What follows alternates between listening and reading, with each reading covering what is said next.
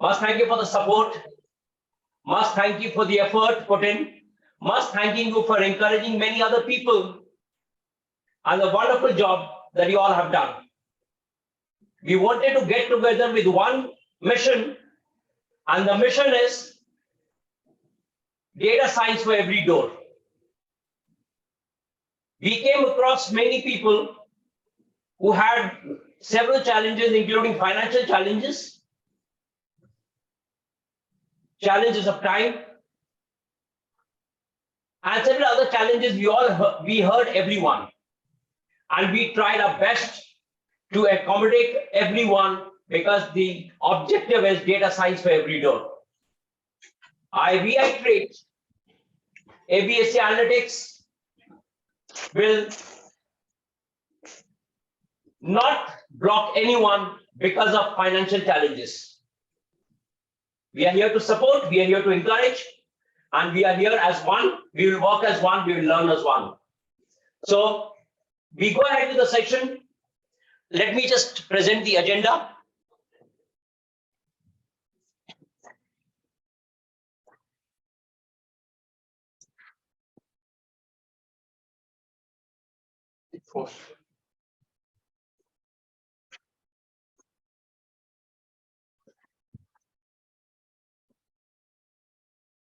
When we get to the board and open the thing.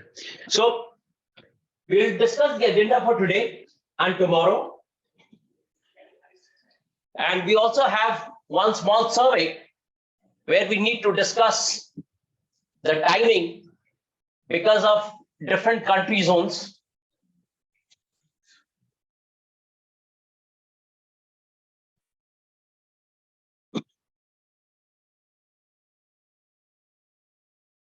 So this is the agenda. We'll try to follow, we'll try to stick to the agenda. As I said, we will not rush. We will not rush. The program which has been scheduled for 8 weeks can go up to 10 weeks, but I will not bring it to 6 weeks. We will not rush. I reiterate, I promise, we will go slow, we will learn together. We'll introduce ourselves. I'll introduce the ABSC Analytics team, and I'll also introduce the other participants. The next agenda is why to become data centric. What can you expect from this 8-week program?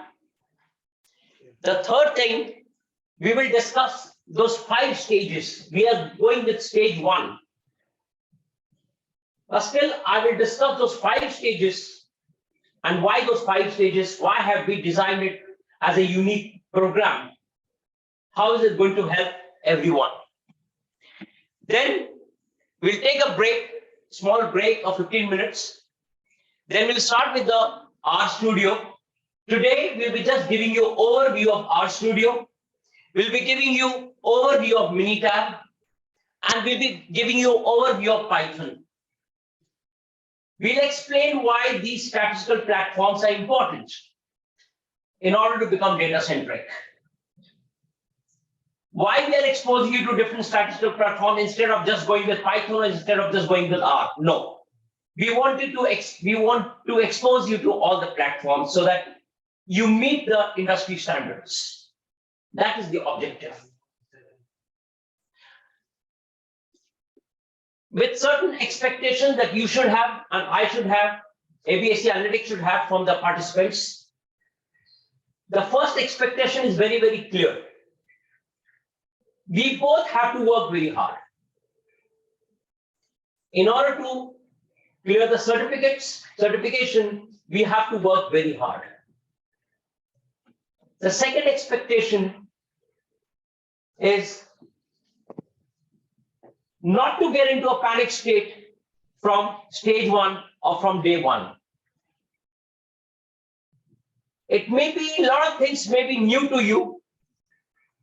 A lot of things may be known to you, but we have to assume, let's assume that everyone is a beginner over here. We have to go with the beginner. So let's not get into a panic state on day 1 or day 2 and start feeling that we don't understand things. We will understand. I will ensure that we understand the concept, we understand the basics, we understand the fundamentals before we move ahead. We will have a lot of query clauses, query sections. You can ask questions and we will answer you. There may be certain queries, there may be certain questions, which, as being a human being, I may not be able to answer you immediately. Let's all understand we are not robots, we are not Google, we are not ChatGPT. There may be some queries which I may park. Reason being, one, I don't want to extend the discussion because of one query which may not be part of this stage right now, or maybe not part of today's session. So when it comes to the real time, I will explain to you. Second, we want the classes to move at a certain pace within the timeline. And third, very important, whenever you have queries, you are welcome to write to us at academic@abscanalytics.com. After the session, within the week, we will write back to you, or we will personally call you over WhatsApp or a call, and we will answer you. Why I'm saying this, that we will call you.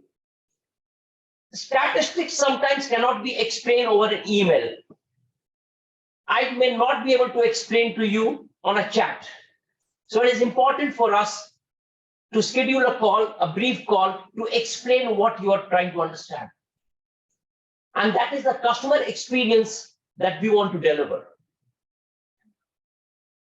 Anywhere during the entire 8-week program, or even longer, where you feel you're finding it tough, where you are facing challenges, where you are facing problems, trust me, our business tagline is very, very clear. Unconditional customer experience.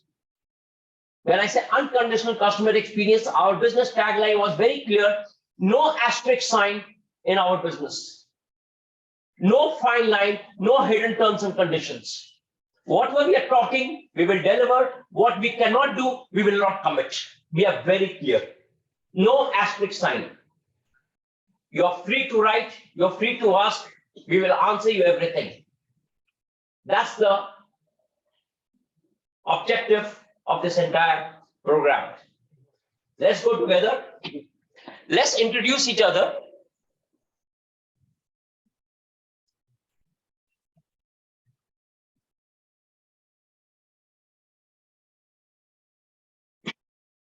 So let's start with, and now when we go for introduction, let's have very brief introduction.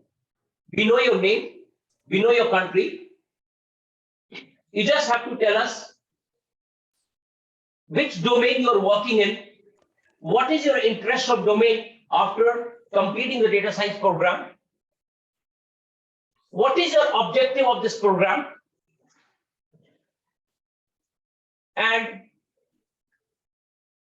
what do you expect from ABSC Analytics? Just 3 to 4 lines, because we have a long list of participants, and then we will move ahead. Because we are from India, we are from Ghana, we are from Nigeria. 3 countries are there. Let's understand the culture of each other, because we are learning together, it won't be easy. 3 countries learning together may not be an easy task, but I will ensure that I am the mediator for all of you.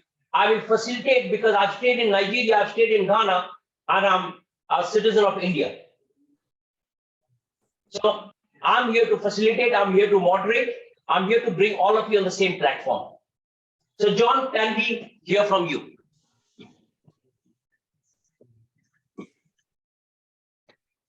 John. Okay. Yes, very well. Good, everyone. Can you hear me? Yeah, we can hear you, John. Okay, great. I've been with Anoop for some years. I think our journey together started in 2013, and he became my director manager as regards to the quality assurance engagement from 2014 up until 2019. And even after that, we've been reaching out and communicating around the things that has to do with the quality assurance engagement and in different spheres of life that I've happened to find myself.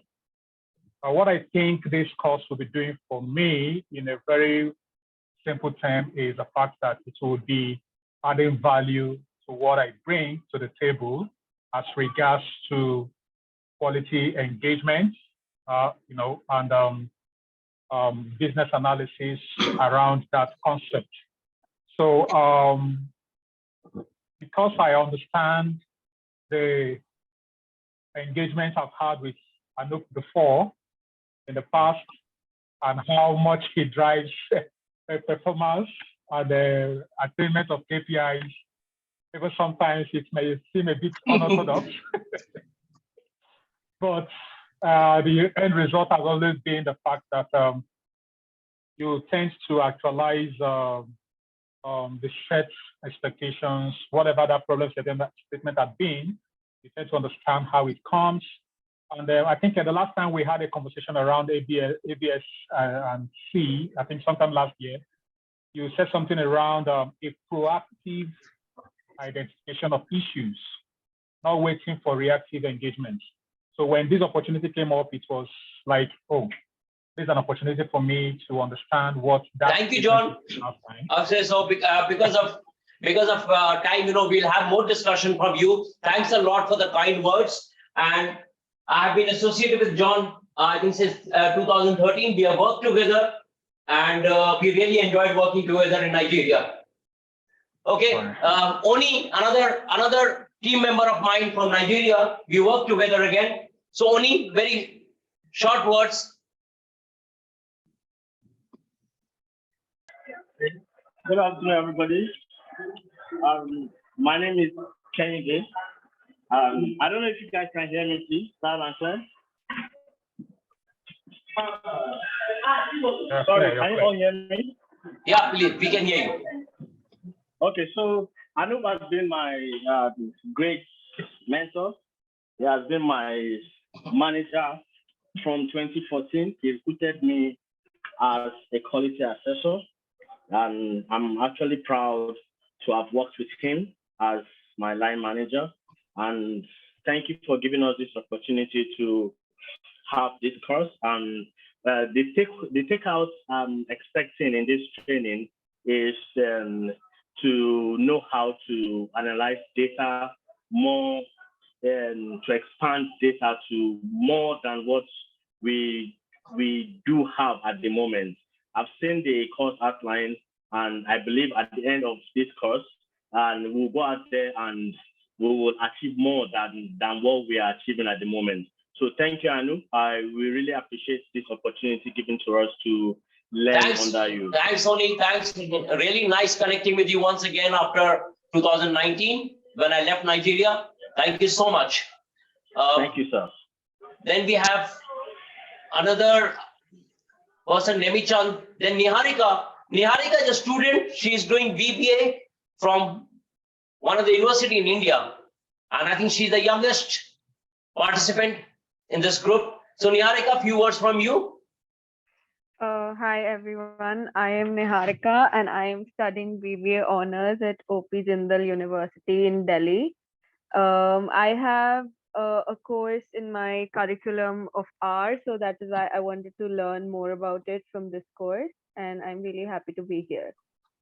So, fortunately, Niharika's father and myself, we both were in the same boarding, same hostel, same room, and we happened to meet last week in the same college because my son goes to the same university where Niharika is studying, and we met at the same place, and we got to the Niharika as having a subject of R Studio, R. As I said, fine, you're welcome to join us. Welcome, Niharika. Thank you. Tosin from Nigeria. Oluwa Tosin. Hi, good morning. Sorry. Good afternoon, everyone. Good evening from India. Okay, so it's good to be here. I'd like to say thank you to John and Precious, my friend, as well. We've actually always talked about having courses like this to help us improve ourselves. I used to be in the quality assurance. I'm currently studying the master's, and I also met with data analysis as well in the course I'm studying. So I believe that the course would help me understand things better and also be able to use it for future endeavors as well. Thank you for the opportunity, Anna. Okay, now the next person is another, a big person from Nigeria, the future president of Nigeria. That's what he always says. Prince Nawafal. Again, we have worked together. He's a wonderful gentleman, very cooperative, very supportive, very intelligent. And he has experience in training, quality, and let Prince speak himself. Thank you, Anup. You've said it also. There's no need to introduce myself again. President of Nigeria. Thank you so much. So when Anup says something, I believe him because once he predicted, like he said, my name is Prince Nwafo, and my background has always been in training. At some point in time, Anup looked at me and said, one day you become a training man, a quality manager. And I said, that's not possible. And one or 2 years afterwards, I called him and said, boss, what you said is true. I'm now a quality manager. So if he says I'm the next president of Nigeria, I completely believe him. So like John has mentioned, Anup also enticed me and also motivated me, to be part of this. And because he's someone that I've worked with in the past, we both worked together in starting up projects sometime from Abuja and Ibadan. We started up a project in 2013 and also moved on to start another project with MTN in 2015. And I would say that working with Anup, a lot of learnings I've gathered from him, a lot of experience, and I'm very confident that that with this I have a lot more to learn. I must appreciate him that even as he has left Nigeria, he still wants to, add value to the lives of Nigerians and also Africans at large. Thank you so much, Anup. Thanks a lot, Prince, for the kind words. And I hope I'll keep up with my expectation. Whatever I promised in the past, I will meet it. I'll meet them. Precious? Precious? Hi, everyone. Good afternoon. Well, thank you very much for this opportunity. I really do appreciate it. And then I want to thank John and, for getting to me to let me learn this, because it's really my dream to be able to analyze data, to get insights clearly, and to help my stakeholders understand what is happening. Basically, I want to analyze data clearly and in a better way. Thank you. And Tosin, good to have you here as well. Bye. Bye, Precious. Thank you so much. Then we have Ritika from India. And Ritika happens to be my neighbor. And she is again from Business Excellence Profile. So Ritika, to you. Hi, Anup. Good afternoon. Hello, everyone. I'm from India, and I have joined this course because it will help a lot with my career growth opportunities. Right now, I'm working as a assistant manager in business analytics team, so it will help me to understand data and visualization much more and help me grow. So that's the reason for joining the course. Thanks, Ritika. Thanks a lot. Someone from the name of Samson. Hello. I'm Samuel Naba from Ghana. Ghana, nutritionist. wow. I'm a nutritionist, and then I'm a public health practitioner. I think in doing my master's, I fell in love with data analysis.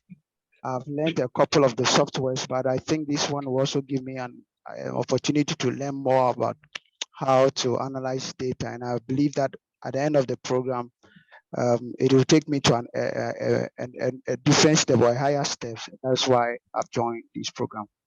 Thanks a lot, brother. And you're welcome to ABSC Analytics. The next we have is Stephen from, I think, Ghana. Hello to you all. Please, I'm Stephen from Ghana. I'm into public health practice. And I know in public health practice, you can't do much without data. for decision making, for quality improvement. So I decided to join this program to improve upon myself so that I can become much more relevant to my colleagues and the service that I provide for the people of Ghana. Thank you. Thanks a lot. And now we have Super Sandra. I think she was the first one, and she was really excited about getting enrolled. And she had been following up with me. I think she's in UK. Sandra? Hello and good morning, everyone. Welcome. It's good to be here. I am happy to be on board. My name is Sandra, and I am Nigerian. I am dually based, UK and Nigeria. But I speak to you today, this morning from the UK, and looking forward to this. I work in the city, and I see this as an opportunity to be able to become a better data practitioner, a better data prophet, because the way the world is working now, it makes very good sense to have a skill that pitches you at on data, on tables and what have you. You stand a better chance than 90 other CVs, than 100 other CVs. So I see this as sharpening my edge in the marketplace. And I want the opportunity to become as competent in data as I am in so many other different areas. So it's a pleasure to be on board, and I'm very happy that I'm here. Thank you so much, Welcome, sir. Sandra. You've done well so far. Really happy to have you on board. Now we have a very senior, very knowledgeable guy, and we learn together. Every second day or every day we are learning together, and he's already a black belt in Six Sigma, and I say I can't explain his knowledge. We welcome Tanzil Madre from India. Tanzil, few words from you. You're muted. My apologies. Hello, everyone. Thank you for the introduction, Anup. I am someone who is working currently in an insurance broking firm, wherein I am part of the business transformation team. Data analytics is one of the aspects which currently I'm expected to handle, but I'm not handling. And there are nuances to it. For example, with regards to usage of R, Python, and other software tools. So I joined this course to learn more from Anup with regards to how I can be better with regards to data analytics, understand the software packages, R and Python in this case. And that's the sole reason for joining in for this program. Welcome, Tanzil. Thank you. And we expect a lot of inputs from you. Okay, and we are here to learn from you. As I said, I'm always open to learning. Age is not a number. So we learn together, we have been learning together, and we are really happy to have you on board. Thank you. Pleasure is mine. Can we have the next person? Just hold on. Okay. So now we have Toyin.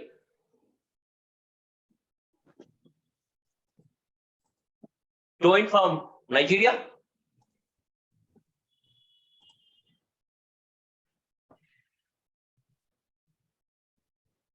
Toyin, are you there? Okay, so we'll wait for Toyin. We have Victoria.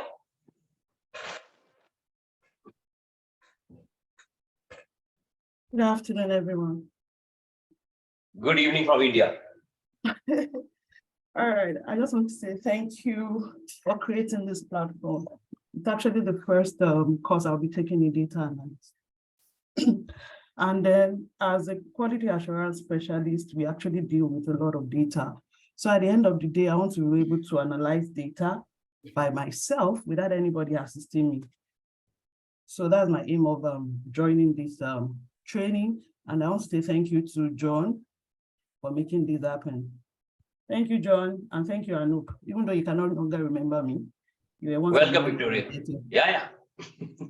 Victoria So is one of next we our have, agents back in the day. where is our bio day? I didn't get you, sorry. No, I'm saying I'm looking for bio day. Where's our bio day? The special auditor. Okay. Good afternoon, Okay. everybody. Good afternoon. We have next, we have Dan. Okay, Biode is here, my man of a special audit. All right, it's good to see you, boss. It's been a while. All right, good afternoon, Yeah. everybody. It's a privilege to be here. I want to thank Kanu for this privilege. I've been with him for a while and it's taught me many things. And I look forward to learning more. Currently, quality assurance manager and data analyst with a fintech in Nigeria. And I'm looking forward to be able to analyze data more and work on my visualization skills. Thank you. Thanks, Biode. And we have Dan.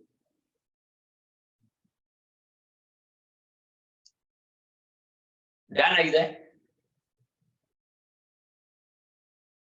Okay, so do we have Kaushik?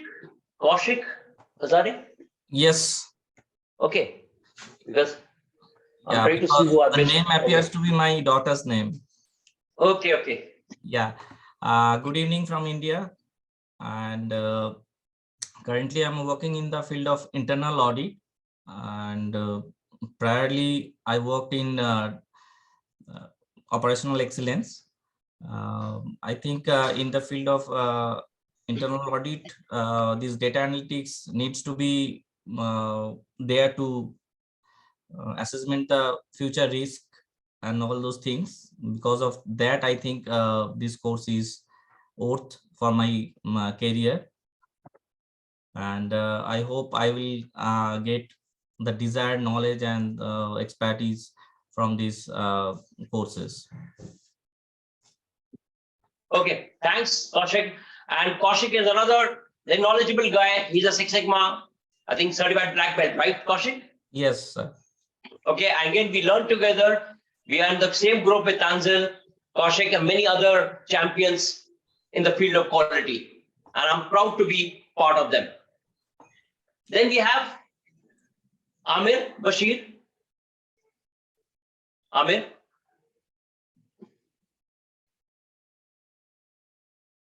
Amir, are you there? Okay, we'll move to Ankit Gupta from India. I think he's also one of the youngest guy, a student, very eager, very inquisitive, and he has been following up with me for last 6-7 months. Ankit. Yeah, hello guys. Good evening. My name is Ankit Gupta and I'm from India. And recently I've completed my graduation and I'm looking forward to learn data science. Last year, I made contact with Sir Anup sir, and when he told me about the field, I got very excited, and I felt very interested in this field. That's why I'm here to learn and looking forward to it. Thank you. Well, Ankit, we'll learn together. Don't worry, and you'll become a good data scientist. Bashir. Yeah, good afternoon, good morning, good evening, everyone, wherever you are. I'm a public health specialist. I'm a chief of party of one, a large HIV program in Nigeria. I have folk doing data analysis for me, but I felt it's good for me to know about this, and that's why I joined the group. And I'm looking forward to learning from everyone. Thank you. Welcome, Bashir, and we'll learn together. Then we have Bello. Bello Lawal. Hello. Are you in Malaysia or are you in Nigeria? I'm in Nigeria. Okay, you're in Nigeria. Yeah. Good afternoon, everyone. Hi. Good evening from India. My name is Dr. Bello. I'm from Nigeria, Edo State. I currently work as a lecturer in one of the universities in Edo State, and I'm in electrical electronics engineering department. But currently, I have a role in computer engineering. I have been given a role as the HOD of computer engineering. So actually, why I did electrical engineering was that when I wanted to travel to Malaysia to do my master's, I got scholarship in electronics to do my master's. Then after I completed my master's, I I had another scholarship to do my PhD, and I continued in electronics engineering. However, my first degree was in computer engineering. While I was doing my first degree, my interest was actually in areas relating to artificial intelligence. So now I feel that I have the opportunity to come back again to that line. And however, I decided to start with data science, data analytics. So actually my target is to go into machine learning and artificial intelligence. So I am happy to be here, and I hope that at the end of the day, I'm going to get the best out of this training. Yeah, Bello, let's work hard. Okay, we both will work hard and we'll reach our goal. That's our commitment. Okay, so we have Chidiogo.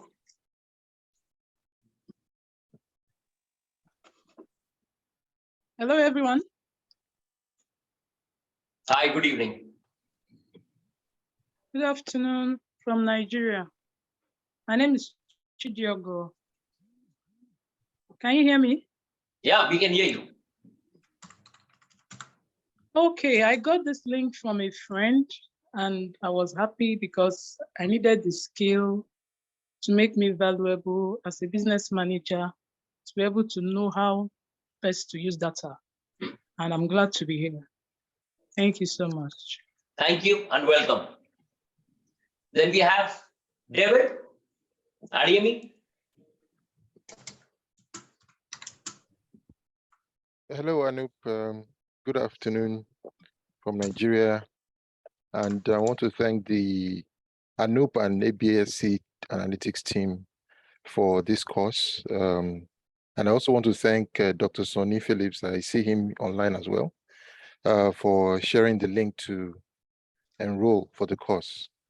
Yes, I have a background in medicine and also a further degree in public health. So I'm a public health practitioner. I got involved in data management, M&E, and I see this course as the next step in my career growth, especially in advanced data management and visualization. So great to be here, and thank you for the opportunity. Over. Welcome, David. So now we have, let me introduce you to a person who has supported ABSA Analytics, and he's a very active person. I feel a senior person. We call him Doctor. And let me welcome Dr. Sonny Phillips.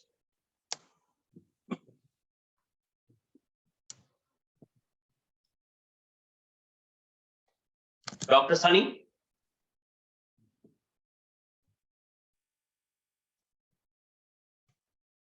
I think Dr. Sonny is away.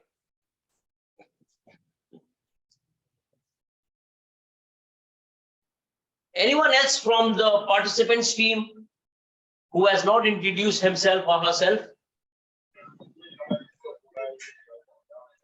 Hello. Okay. Yeah, Dr. Sonny is here. Good afternoon, Anup, and good afternoon, all the participants. So it's a pleasure to be here. I'm also participating as a student, and it's a delight to see that this opportunity exists, particularly from my own background of being on a major public health program in the country, and there are loads and loads and loads of data that we could mine to really give us insight on what best next step to take based on factual data. And that's what created my interest in this. And like you said, I also believe many of my colleagues and several people on my network need this kind of capacity building. That was why I volunteered to also make our firm share this opportunity across our network. So it's been a pleasure to do this. Hopefully it will be a very transformative experience on the program. Thank you very much, Anu. Thanks a lot, Dr. Sonny. And I'm really excited, really happy to have you on board. You have been a big support to us. Okay, so who else is left from the participants team? Please, can you just introduce yourself? I'm not being able to figure out the names now. Ayushman, are you there? Yeah, hi, Anu. Yeah, Ayushman. So Ayushman is yet to join us, but he's very interested. He's very interested in data science, and he was very keen to join the session which we are having. And I'm sure, Ayushman, you will definitely join us by next week. Okay, and you are welcome to view the session, watch the session, learn from us, and we are here to learn from you. Yeah, certainly, Anup, I'm here to learn, and I want to know till what depth we are going in data science. So that's my purpose for joining this free demo session today. Although I will be certainly joining this session. Thank you, Ayushman. And I'm from finance domain, and because everything is now transforming to AI thing, so I am also interested in learning all these data sciences. We look forward to your arrival or joining the team. So now let me introduce. I assume everyone has introduced himself or herself from the learners team. If not, we will do it later. So let me now introduce you to the team of ABSC Analytics. We have at the moment a small team, but we are a strong team when it comes to customer experience. We are a small company right now, but we are strong in customer experience. And that is my vision, that my mission. I want to maintain the customer experience, irrespective of the size of the company. So let me introduce you to someone from Nigeria who has joined our team, Elizabeth, and she is very active. She is an excellent coordinator. She has been excellent in supporting the learners or the aspirants. So Elizabeth, over to you.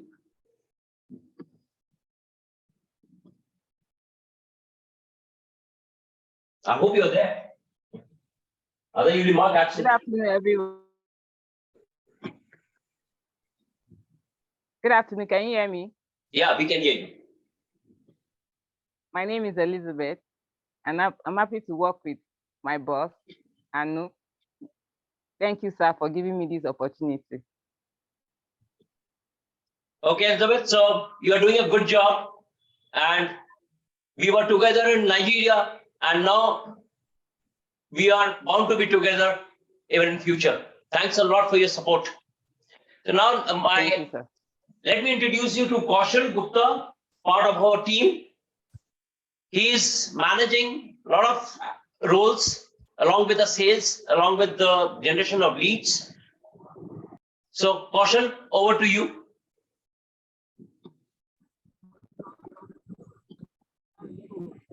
Thank you. It's great to work with you and in this great environment with all these teams. It's a great learning. I mean, data analytics is a new upcoming field, and yes, it will help all of us in learning and achieving the new height.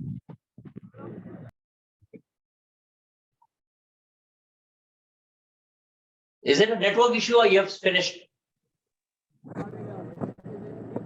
Thank you. Okay, thanks, Kaushal.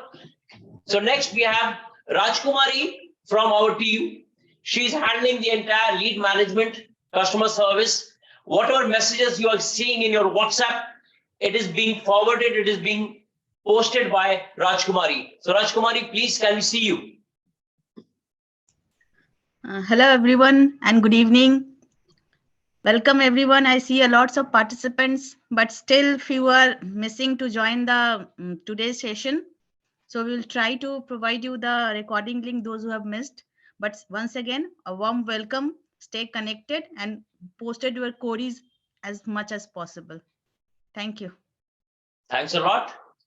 And now we have Hindavi from India, Hyderabad. She's working remotely for us.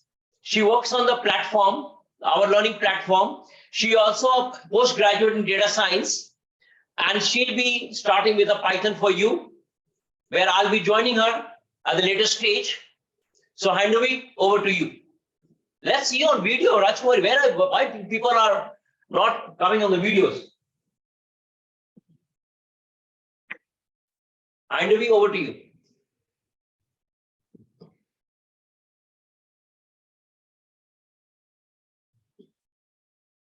Is Andy around?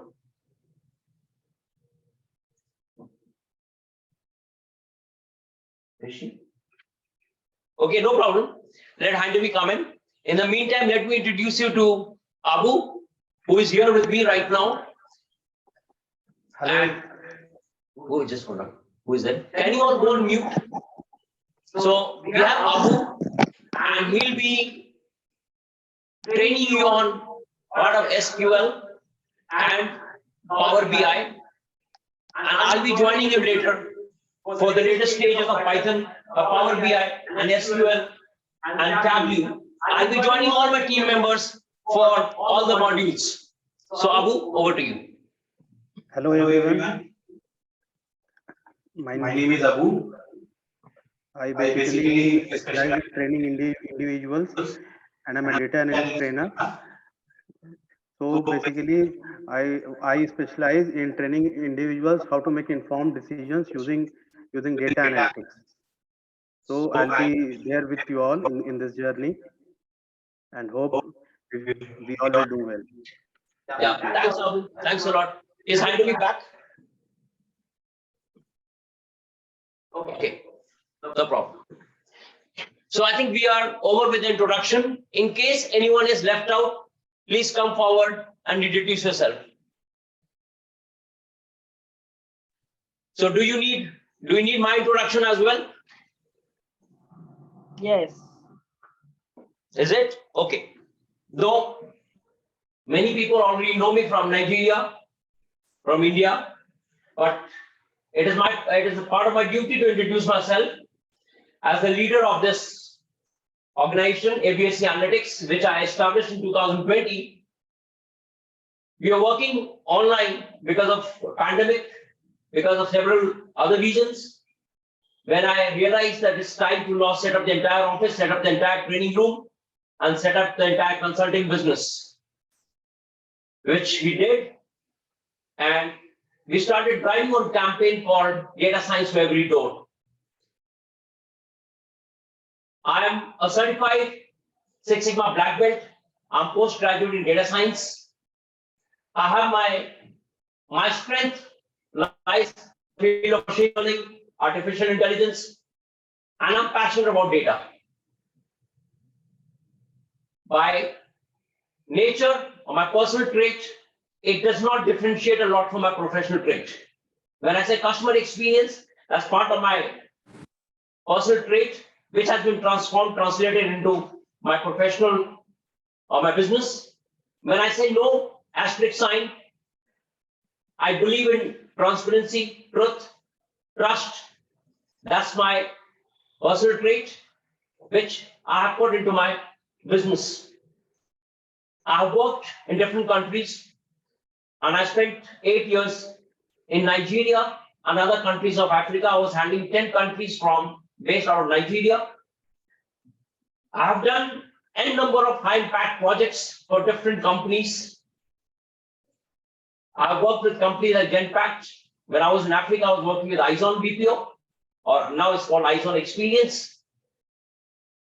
So overall, I have around 22 years of experience, out of which 18 years in the field of data.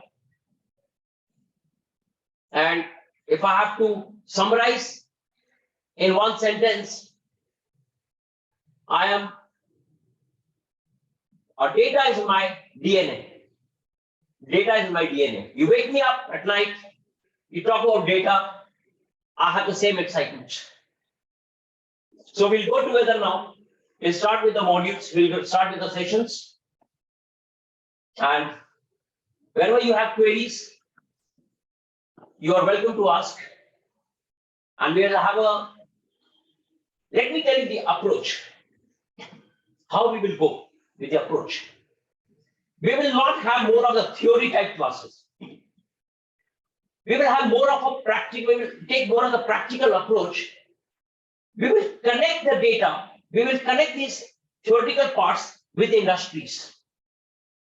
It means it will be more of a workshop along with the training and how this data works in your domain, how it works in your domain, how it will work in your domain.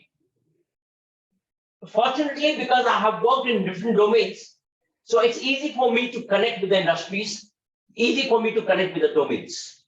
So we take a very practical approach. As I said, don't get panicked, don't get nervous.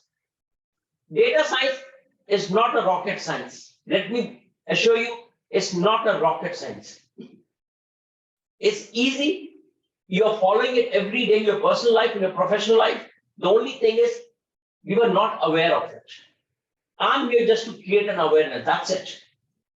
I'm just here to become a moderator, to create an awareness in you that how important this data is.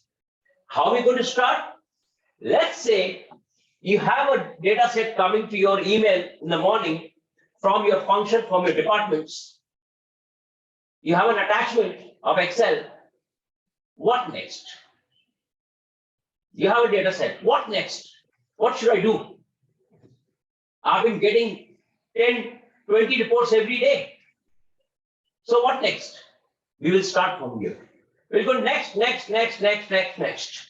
What next? What do we do with the data? How do we deal with this data? Is it for me? How much should I see? How much should I forward to others? How much should I delegate? How much is my part? And is it complete? Do I need more data to see? We will work with the sample data. Now, BPO or a contact center or any domain is very common when we have the learners. So even though I'll be connecting you with different domains, we will pick one data from a contact center or a business process and we will work with this. So I move to the next slide.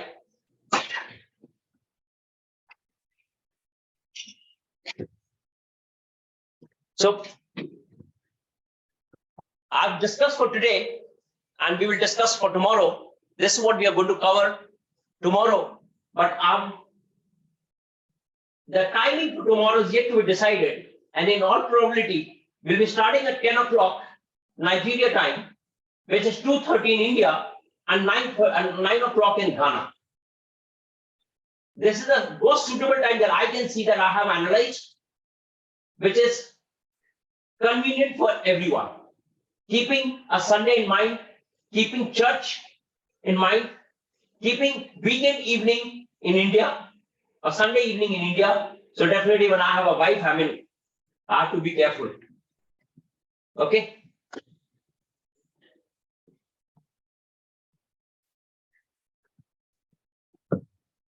So the next thing is, what do we expect? Why to become data centric? What can we expect from this? Why to become data centric?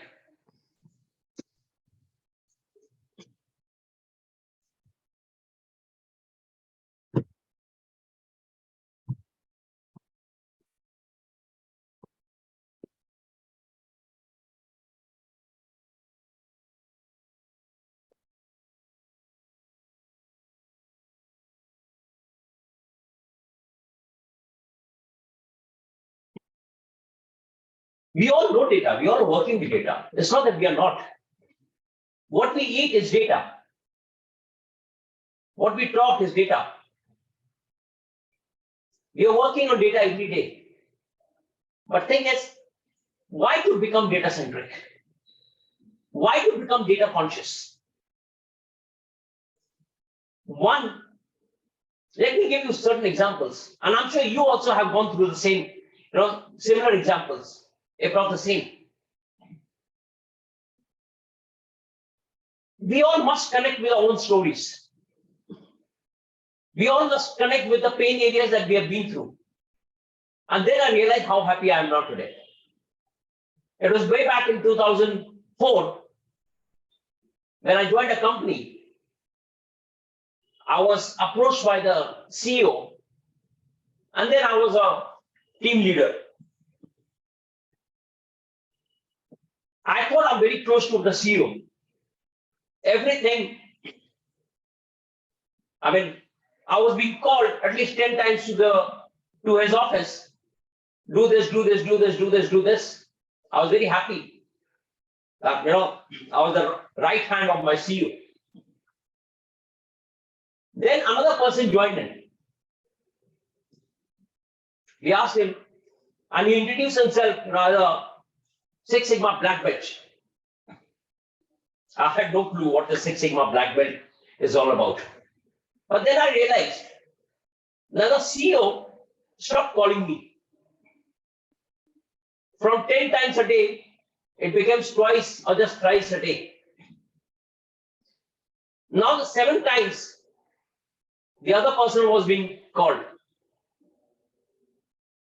It happened that we both met in the same room, CEO's room together, and realized that he was talking more with data. And I was completely non-data guy. And that was one reason why he was given more weightage. Honestly speaking, I didn't have that money to, immediately go and bring this certificate for myself. But then I took 2 years, saved some money the way you are doing, the way I'm doing to open my company.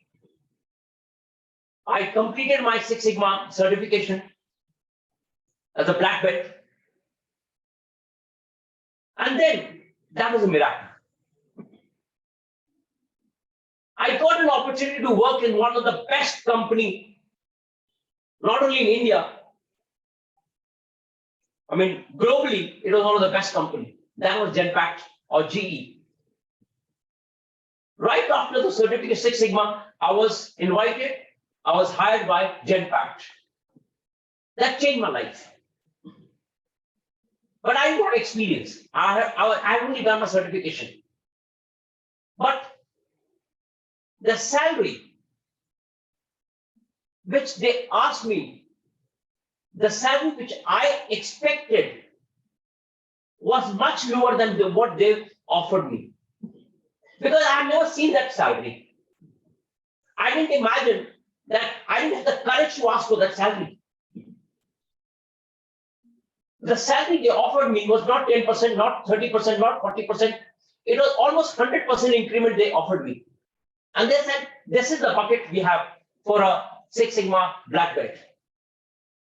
I mean, I could not believe it.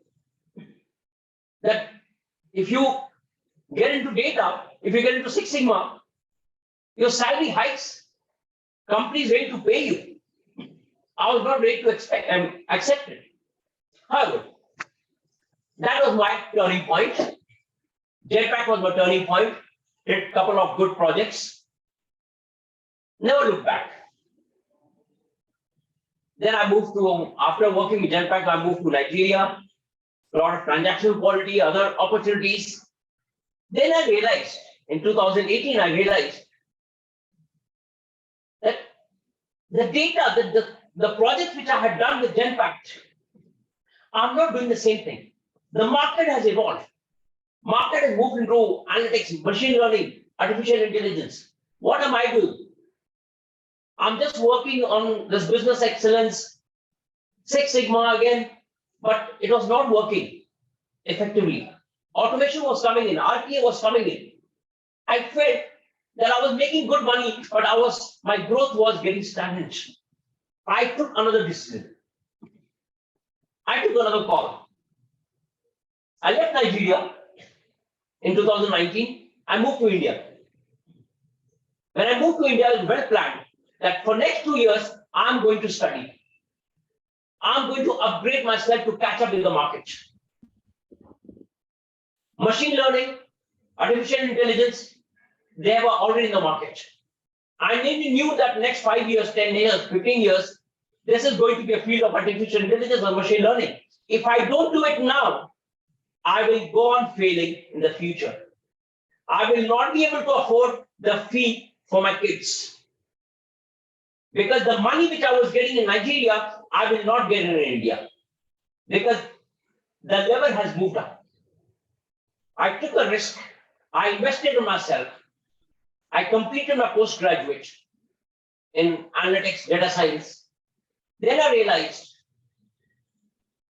that it's time for me at this age to start giving back to the community.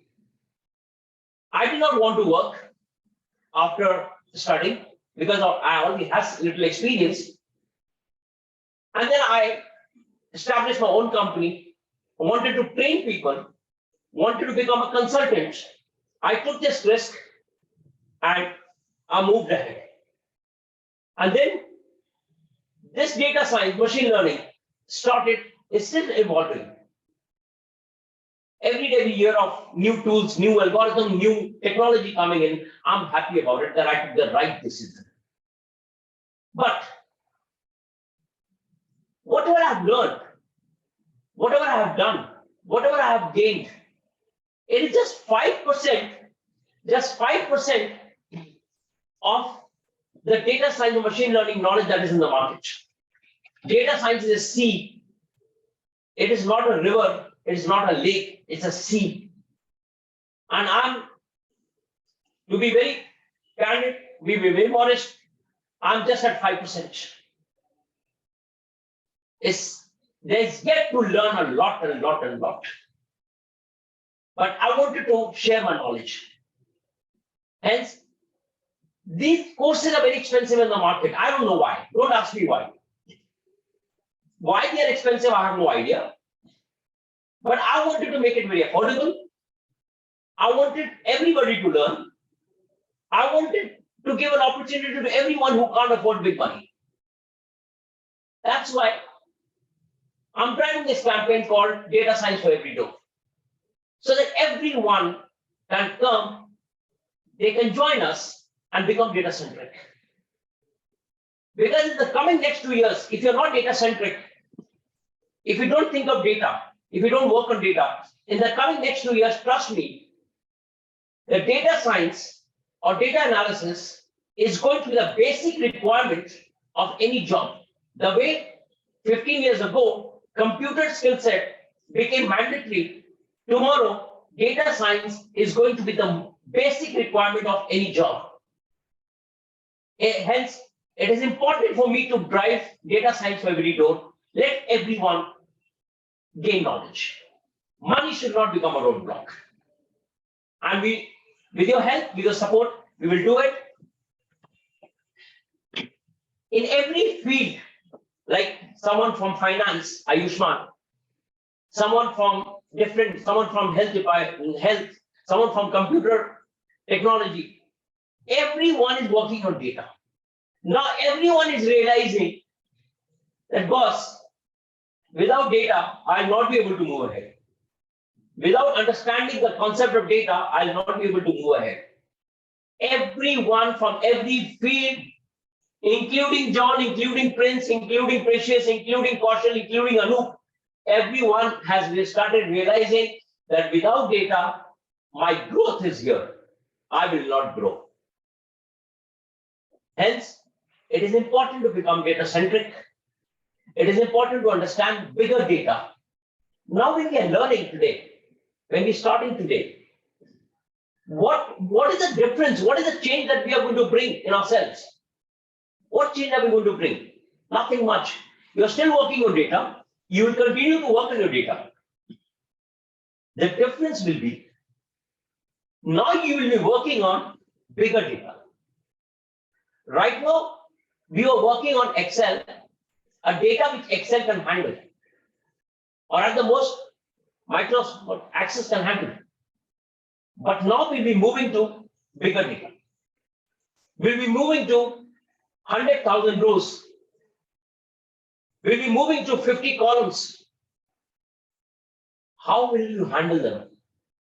You cannot handle them on Excel. You cannot handle them on Access. Even if you handle them on Access, how to get the insight of what is happening in the data? Why you should become data centric? Today you're working on data. You are working on data which is being supplied to you from some sources. What is missing? What is missing?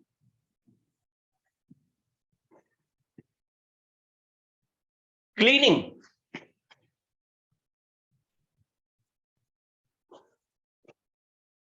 Filtering. Check mechanism. Whatever data you're getting today, are you being able to clean it? Now, when I say clean, what does it mean? Are you being able to realize? Are you being able to find out whether this data is right for the business or wrong or not really good for the business?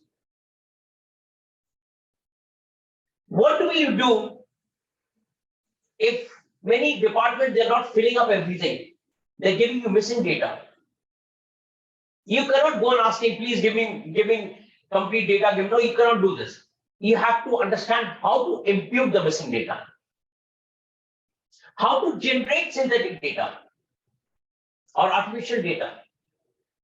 How do you check how do you have a check mechanism before transforming or before manipulating or before treating the data?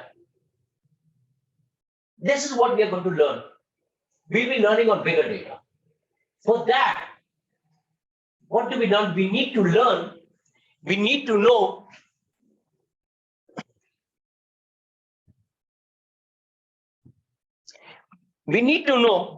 certain statistical tools or platforms.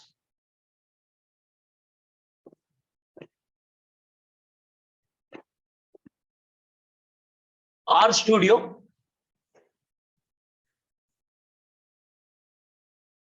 Python, Minitab, there are many more. There are many more. Why am I writing Minitab? Minitab is a paid software. Even I can't afford. We have a trial version, but many companies have licensed ones where you're working. People who are practicing Six Sigma, they are still using Minitab. This is the smaller version of Minitab. Minitab also has the statistical version, which is very expensive. But then there are companies who have purchased the licenses. RStudio has a workspace which is free. Python has a workspace which is free for you and me to learn. Minitab, what is free or a trial version, has certain limitations. On these two, you have to do a bit of coding, bit. It is just a matter of practicing like Excel, that's it. You don't need to be a coder. Trust me, you don't need to be a coder. I was never a coder. It's just a matter of practicing the way we practice Excel. Everything is predefined. It's very intuitive. It's just like English. Then people also talk about Tableau, people talk about Power BI.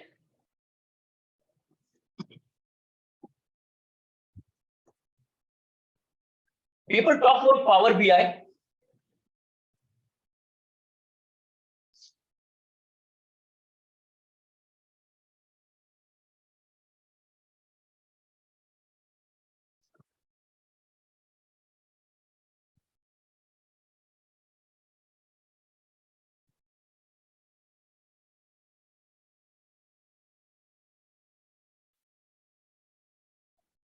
You want to learn Power BI, you want to learn Tableau.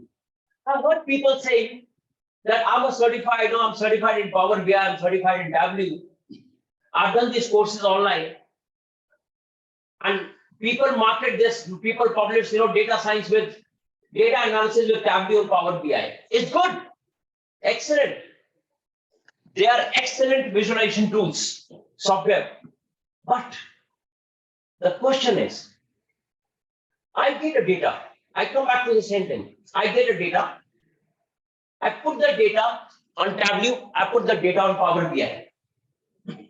What am I doing? I'm getting the data, I'm putting into Power BI. I'm putting into Tableau the way I put on Excel. I see dashboards. I'm seeing dashboards. What is your value add? You got data from somewhere, you put it on Power BI, Tableau, they're already giving you dashboards. You're not creating dashboard. You're getting it from the software. The question is, why are we learning this program? Why are we participating in this program for 8 weeks? The goal, the objective of this entire program is to add value, create value, generate value to your business as an individual. If MIS is sending me data, I'm putting in Power BI. What is my value add? As an individual, what have I done? Nothing. I'm just a mediator. You get the data from there, you put it in the Tableau and BI. Tableau is giving you dashboards. You are presenting it to the management. What is your value add? Nothing. What are we learning? We are learning that before, when you get the data, before putting in Tableau or Power BI, you are using R and Python. You are using these two to analyze the data, to create a check mechanism, to see whether the data is clean, whether the data is right, whether the data needs some changes. After doing these steps, then you put the data in these two. After cleaning or after analyzing the data from here, if you put them over here, your output is better. That is your value add. Otherwise, it's garbage in, garbage out. You're putting in data, whatever data is coming in, you're putting in Power BI Tableau. Power BI Tableau, they are not cleaning data. They are not refining data. They're not re-engineering data. Who will re-engineer the data? It's you. How will you do it? Using these two. You're building some models, you're cleaning the data, transforming the data, and then you make some dashboards or some stories. Otherwise, learning these two, without these two, to me, it doesn't make any sense because I cannot give insights to my management. I cannot say what the data is talking about. So that is a value add. And trust me, no automation, no software, no chat GPT or any tool can kill this skill. Nobody can kill this particular skill. Why? Let me explain why. Each business is different. Each data is different. And you being in this business, if you don't understand, if you cannot manipulate, if you cannot interpret the data correctly, machine cannot do it. First, you have to clean the data before feeding to machine. So if you are not right, you are giving garbage to the machines. Hence, you and me as data scientists will always have a better hold in this analytics. Because whatever the output from this output, who can explain? Not everyone can explain, trust me. Person who knows about data, who has worked on these two, who can analyze data, who can predict data, the models, the business, only they will be able to explain the outputs of Power BI and Tableau. Everyone can see a dashboard. It's not a top job. I can see a dashboard, I can see a line graph, I can see a bar plot. So what? The idea is, how do you predict? And the skill of prediction will come from here. That is the core skill of an analyst or a data scientist, which we will learn. So it is important for me to clarify as why to become a data scientist and how your role is never a threat. It will become a threat if you don't keep on upskilling yourself. So understanding data science or understanding the pattern of data is very, very important. मेरा हाथ नहीं चलेगा. Can you please go on mute? Some people are.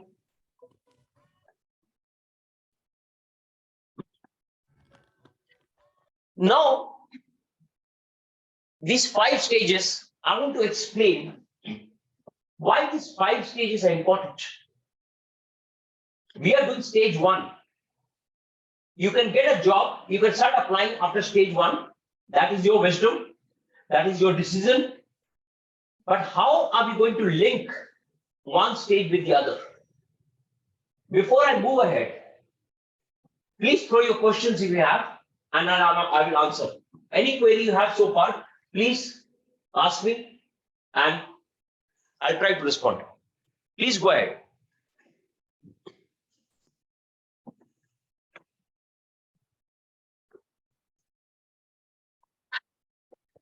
Any question?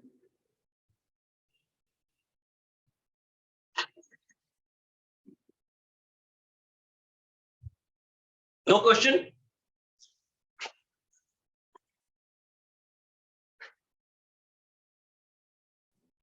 Any question? So we move ahead, right? Should we go ahead? Ayushman? Yes. Hello. Yeah, David. Hello. Yeah, we can hear you. Yeah. Thank you, Ty.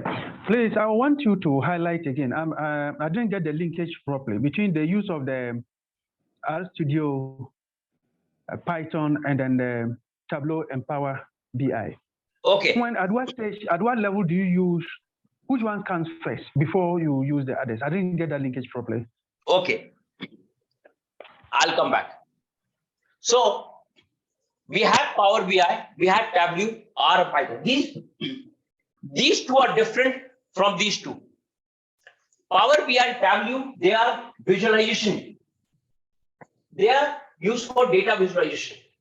We are creating more of graphs. We are creating more of visualization. We are trying to see how the data looks like. These two are for statistical analysis. Here we are analyzing the data. We are finding the causes. We are finding the root cause of the problem. We are trying to see how capable our businesses, our processes are. We see whether the data is right. We see whether what is the pattern of the data. So we are studying the data over here. Here we are presenting the data. We are presenting a storyboard. So if you don't understand these two, you can become expert in these two as well, but you will be missing something. You will not be able to explain the insights. You will not be able to talk about the predicted revenues or the customer satisfaction because you have not analyzed the data. Is it clear, David? Thank you, sir. I'm okay. Okay, great. Any other question before we move to the next step? Ayushman? Is Ayushman here? Yes, sir. So Ayushman, any question from you? No, are sir. You getting it? Not till now, sir. I think my questions will be there, but as soon as the subject will start, I believe from there. No, the subject has started, brother. So as I said, it will not be more of theory. It will be a very connected, practical one. So the subject has started. Don't worry. Okay. Okay. So we'll come to the real subject after the break. Fine. So now I want to discuss these 5 stages is very important for you and me to understand why ABSC Analytics has designed this program into stages. I have not seen it anywhere because this is my own unique design. And I designed this program almost 1.5 years ago. I did not promote it because I designed this program after studying a lot, after talking to around 5,000 people, after taking a lot of surveys, and then I designed this program. So let me just show you how they are connected to each other.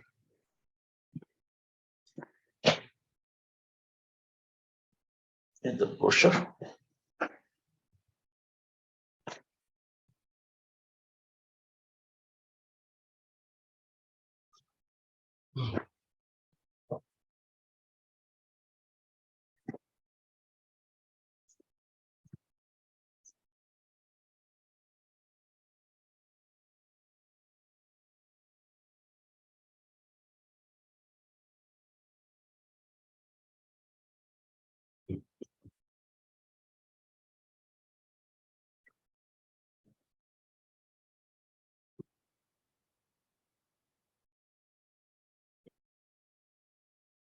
So these 5 stages, data analyst, which we are doing now, process engineering,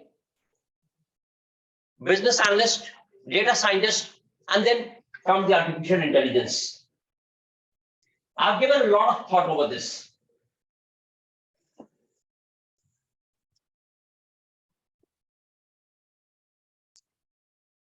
Also, my idea was to integrate the Six Sigma with the data science, which I will explain sometime how I did it and why it worked for me. And why am I giving you a Six Sigma Green Belt certification along with the data analysis? I will talk on this maybe at a later stage. When we train people, as I said, we try to cover everything so that you are going as a package in the market. You're not just going with R, only Python, or only Power BI. You are going as a package.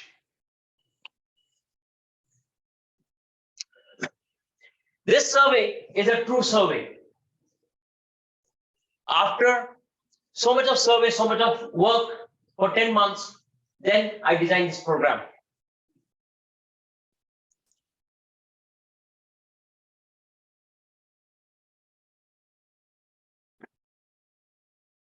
What was the most important thing which came from the survey? Stage-wise learning is similar experience group. And this is what we are doing. Affordability was another issue which I took into consideration. Detailed assignment, which is again a USP of ABSC. We will learn how to do assignments and how to write a report.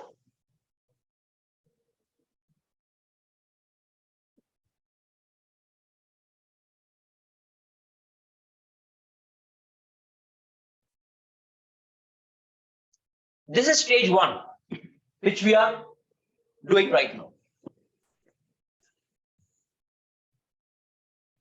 These are the benefits which I've already explained to you, that what you can get after doing stage 1. You can move into the market with different keywords. How does market recognize you after stage 1? Certified data analyst, certified improvement associate, BPO, KPO, e-commerce, telecom, banking, certified quality process analyst, customer service manager, certified Six Sigma black belt, green belt. You can enter the market with these keywords after this 8-week program. These are the topics which we'll be covering. Now, stage 2, business process reengineering. Stage 1, what you have done, you are trying to understand what data is all about. You are trying to analyze the data. You are trying to clean the data. You have done this. What happens when you don't get the right data? In real life, In real life, when you get into the industry, trust me, 98% of the time, 99% I can say, you will not get a very easy data. You will not get a data with a very clean, with no missing value. It's not easy. You will not get a data which looks very normal. It doesn't happen. What do you do as a data scientist or process engineering? You are trying to transform the data. Whatever data you have with you, you cannot go and tell the business that, boss, this is not enough data for me, or this data is not normal, people's performance is not good. Give me good data. The moment you ask for good data, the company will ask you to leave.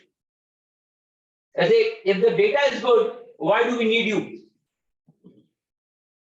So you as an engineer, process engineering, you're trying to refine the data.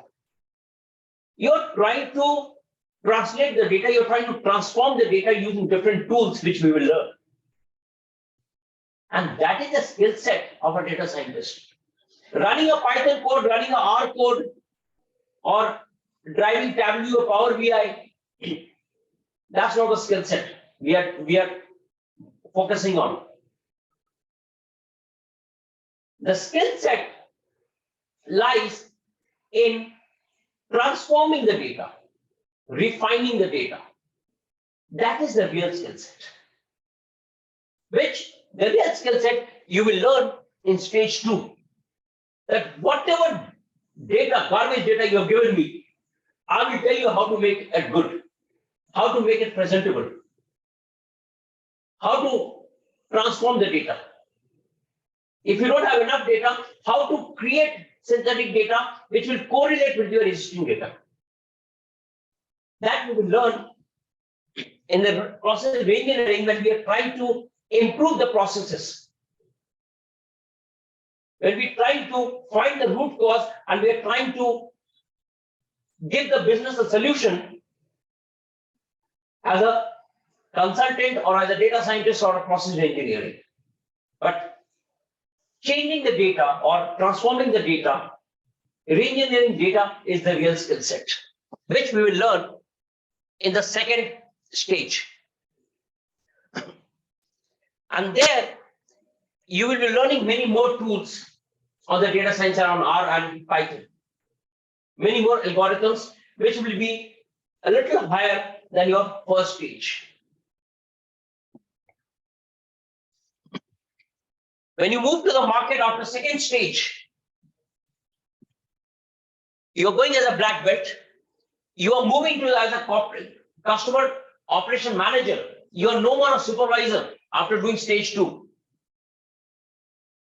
If you do a couple of projects, assignments after stage 2, trust me, you will be talking like a manager.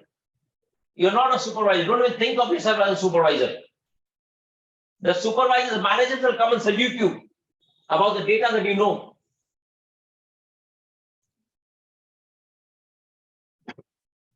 What happens when you move to stage 3? Threshold to business analyst.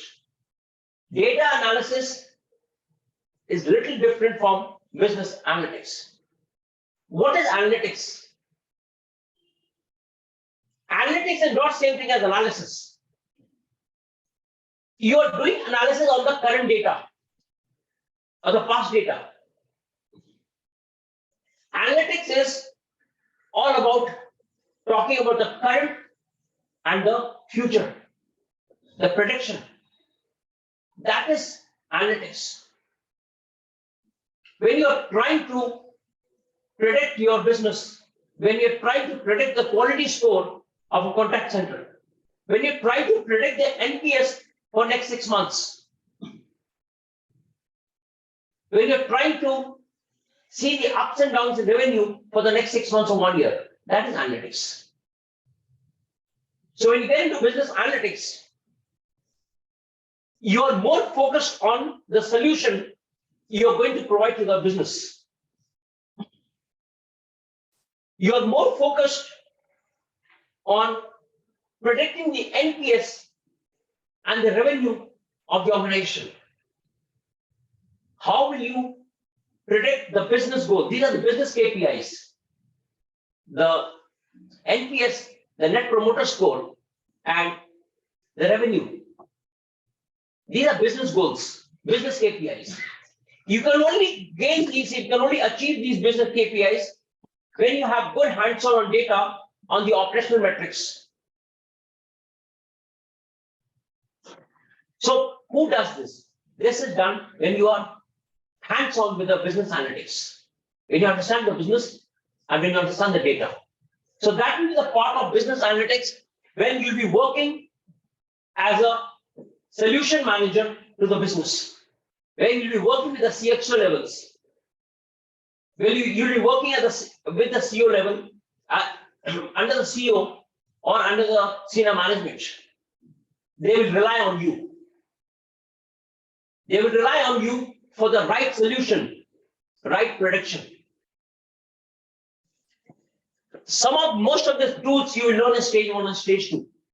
But as you go higher, stage 3, stage 4, the algorithms are getting more complex. The data is becoming more complex. And that's how, as the data becomes more complex, you have to use different tools.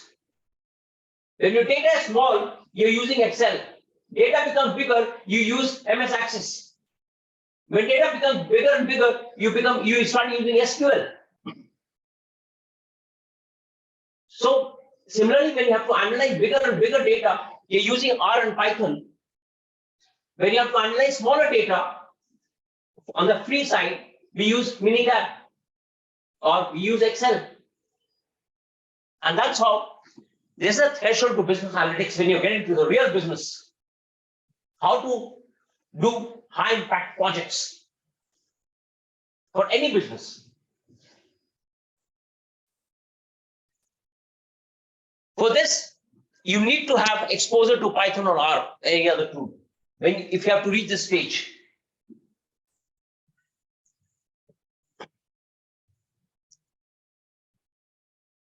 Then comes the stage 4. This is the world of machine learning. You may be asking, machine learning, artificial intelligence, data science, business analyst, so many keywords in the market. Hold on. Don't get into panic state. Don't get confused. Once you have learned the skill of analyzing the data, refining the data, re-engineering the processes, you're now handling bigger and bigger data, more complex data. So what happens? You may not be able to do everything on your own.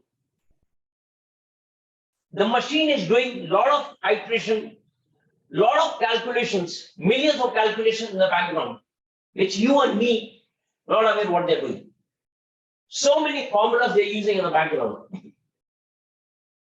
So when you want to get 10 solutions for one problem, and you want to see which is the best out of these 10, that's where your machine learning comes into picture. The machine is training the data. Machine is training the models. It's giving you 10 models. It's giving you 20 models. Out of this 10 to 20 models, you have to select the best one for your business, according to the data that you have. So that's where the machine learning comes into picture.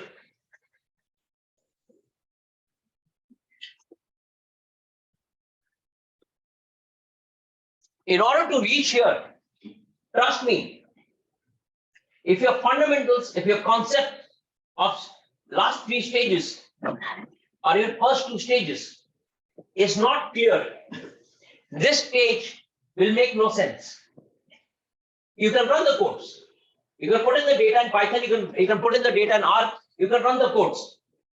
It's not a rocket science, but you will not be able to understand the outputs. If you don't understand the outputs, you will not be able to relate to the business or the solution. So that's why every stage is linked. Every stage has its own value. Every stage has its own algorithm. I never wanted to bring people and teach everything together. It doesn't help. You cannot understand everything in 2 months or 3 months. You cannot learn machine learning in 3 months, trust me. It takes time. It's a gradual transformation. Then the last stage,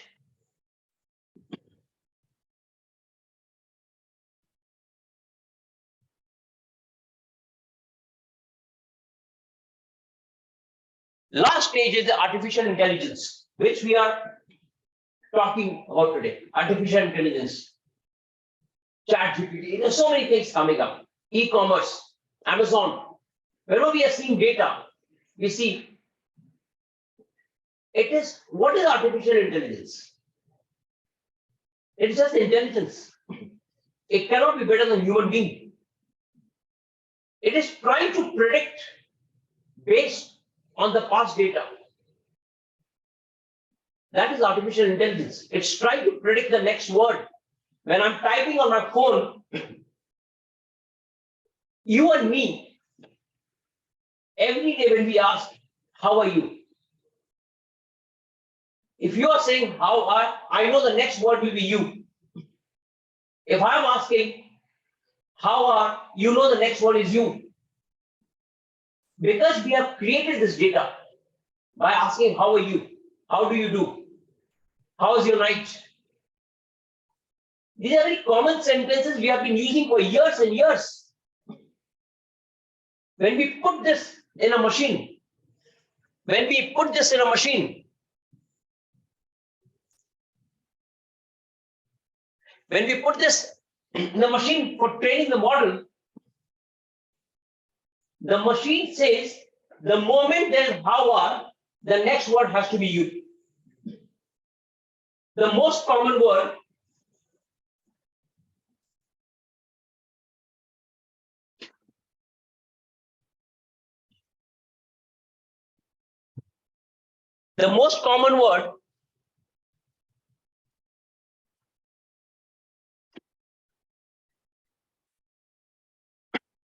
everyone knows. What is the next word? You. So what are you doing in machine learning?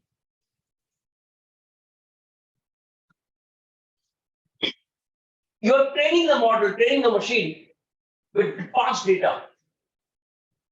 It looks at some correlations, associations, and it gives you the next word. It predicts. If I'm looking for a blazer on Amazon, it knows from my past data or from different data that if this gentleman is looking for a blazer, he's also looking for a trouser. It's done for the past data. So what happens? It immediately throws a trouser for you. That's artificial intelligence. So whatever model we are building over here, whatever analysis that we are learning in stage 1, 2, 3, we are building over here, we are putting in the technology, we are putting in the software to predict. That is artificial intelligence. It has a lot of complication, a lot of complex algorithms, which you and me won't understand what is happening in the background. So the artificial intelligence will not be of any use if this is not clear. Machine learning will be of no use if your data science or analyst role is not clear. Everything is linked. And that's how we have designed the program.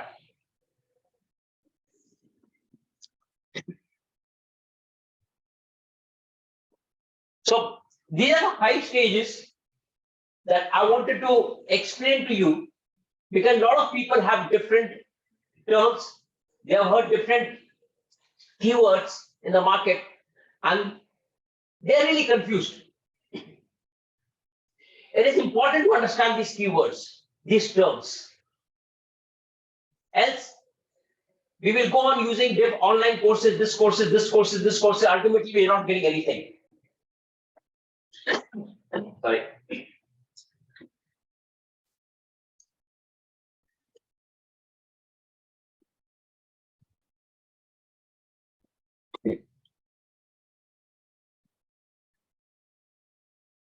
So now we take a break for 15 minutes. We come back and we'll start with our studio. Okay?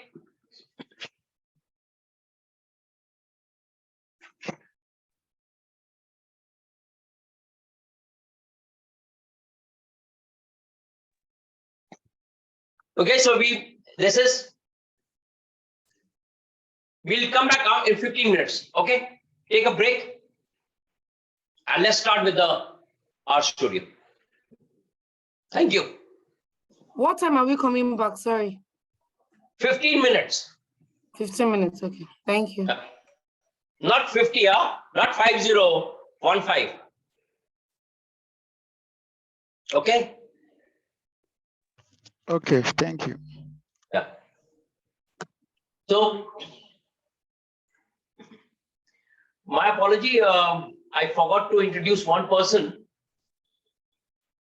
from my team, the youngest guy from my team who's handling this entire session at the back end. And he is Sanjog.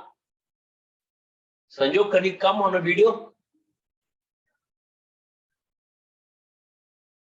Very young person, knows everything. Yes, you sir. tell him to do this, he will do it. So Sanjog, Yes, sir. just 2 words from you. Nothing, sir. Nothing? Nothing.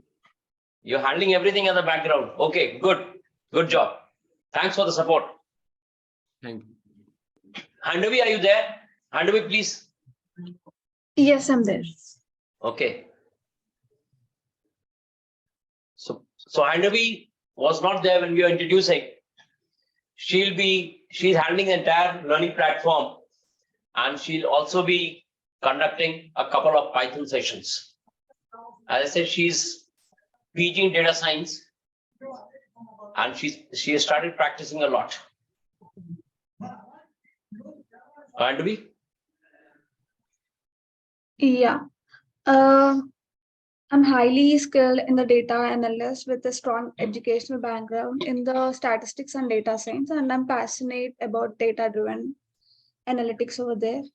And I'm here in this journey of training in Python with you all. Right.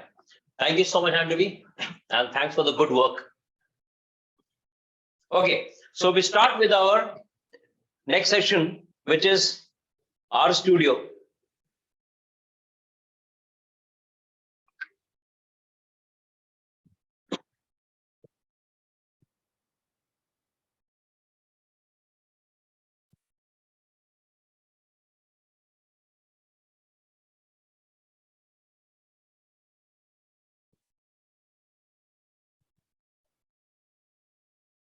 How many of you have heard about our studio?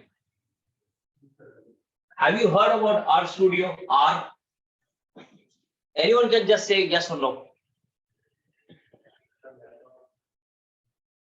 Yes. Okay, I assume most of you have heard about our studio. How many of you have worked on our studio? Has anyone worked on our studio from this group? So I assume It's my first a time. no. What is our studio? As I said, this is a statistical platform where we analyze data. It is vast. Even if you practice for 2-3 years, you will not be able to champion this. This is like Excel.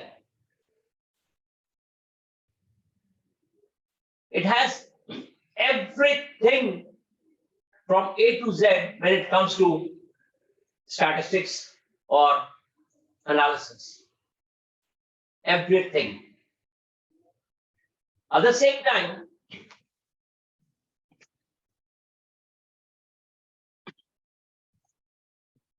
This is how it looks like. First, we assume that most of you have downloaded R and then R Studio. First, you have to download R. Only then R Studio will work. So we had sent you links to download both the platforms. I assume we have downloaded. If not, you can, so that it's easy for you to relate. Another thing is, people say it's a programming, coding. Trust me, I repeat, it is like Excel. In Excel, if you have to find the average, you must know that the code is average, equal to average. You have to know. The moment you say ABG, AB, it gives you average. And then you select the arrays of data. You get the output. This is what R is. This is what Python is. It's not a rocket science. Easy, just needs practice. If you practice, you start learning it immediately. This is how R looks like. This is your console. Here you will get the outcome. Here you will get the outcome. This is where you have to write in the code. Here you can, there's the environment, and we will learn all these things gradually. Let's not target everything today. It'll become, you will not be able to load it.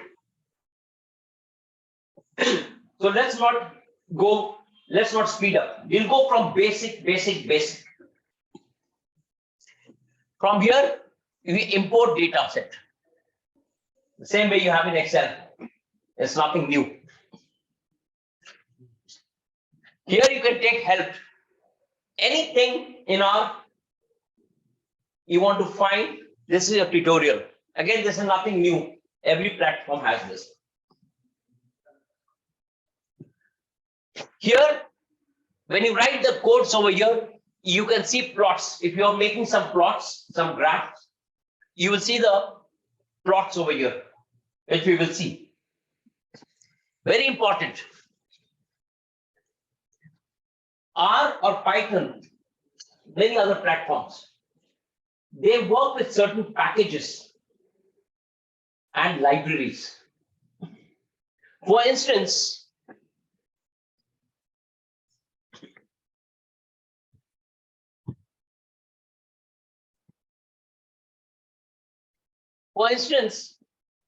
I have to find some correlation between X1 and X2. I have to find some correlation and give a plot, give a graph. What happens? R and Python, they have certain libraries which you will learn as you practice. For instance, if I have to see a correlation, there can be many libraries, but then learn with the common ones. For instance, the package where one of the correlation function could be core plot. It is again, it's very intuitive. You're trying to find correlation, a plot of correlation. The library is core plot. So what happens when this has millions of libraries, millions of packages? Don't get confused. You don't need to use millions. We are not working on millions. This is stage one. We will learn the basic ones. So if I have to install a package, I mean, once you install it, it's installed. I say install, I have to know the package that I need to install. This is what this comes in practice.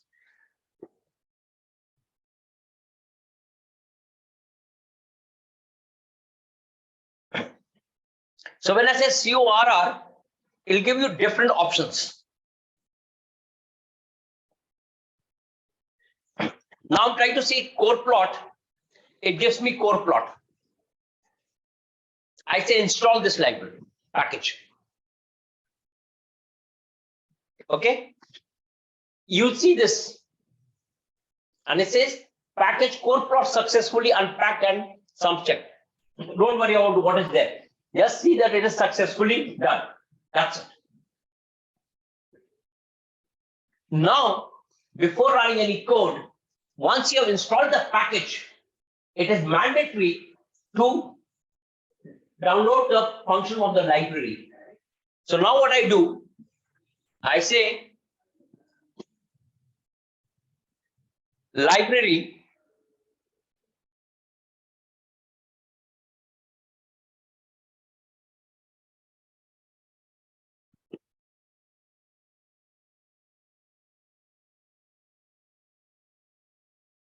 I give a bracket and I say the same core plot. Okay. And I run from here. Okay. Because I've not put any data, so not come, I'm just giving you examples. Similarly, you'll have different packages. And as I said, you will get to know these packages according to the data you're working on, according to the analysis that you're doing. And it's easy. It comes with practice. So this is the install. In help, you put in anything. It gives you with example how to use these libraries, how to use these functions. So if I say, for example, I say core plot.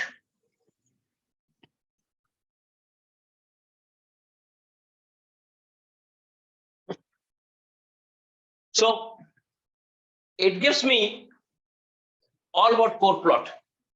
So there are several libraries or packages when we say core plot. It depends what we want. So I said core plot, this one, right? It gives you table of content, what it does, how does it work. It also gives you an example. The way Excel gives you an example, this will also give an example. This is a library core plot. This is an example. How do we use it here? We will learn all these things. We'll learn gradually. Right? It gives you a core plot. So the help will give you everything. It's like a cheat sheet. Again, it will come with practice. So don't get into a panic state. Viewer, don't worry. Presentation will not come in this page. This is the console. This is where you write your code. I said, this is your environment, whatever you're doing over here, whatever data you have used, you can see over here, which we will learn with the data. If you come here, same like Excel or any other software, the file, save file, import data set, save as, the common things.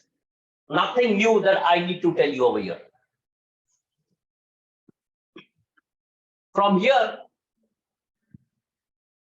sometimes what happens, your R hangs. Why does it hang? When you are running big analysis on big data, when it has a lot of iteration going on in the background, and if your laptop is not compatible enough, your laptop may go very slow. In that case, many times you may have to either terminate or restart or interrupt depending on the situation you are in. We'll also suggest when you use algorithms, when you run this iteration, you must have limits. If you don't use the right limit, number of iteration, there may be a situation where your laptop may crash in the worst scenario. Because number of iteration means how many times are you asking R to find the best solution? How many times are you asking to find different methods, different techniques, different relationship? So this iteration is very, very important, especially when we will cover clustering. That is a time where we have to be very careful what we are using in the code, which I'll guide you, don't worry.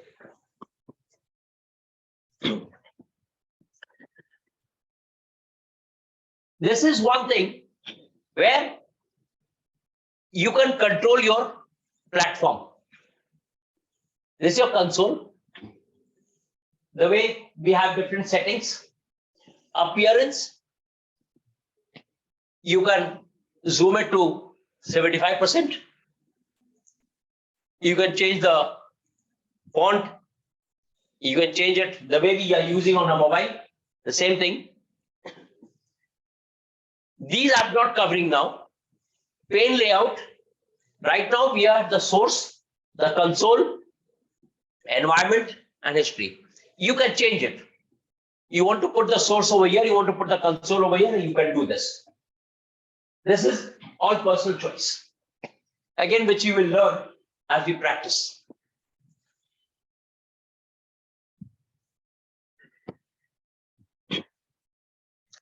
So the plots, packages, help. Now let's use a data set. We'll be using a very simple data set, very small data set to start with. We want to learn some of the basic functions and basic codes. Okay, so let's start with this.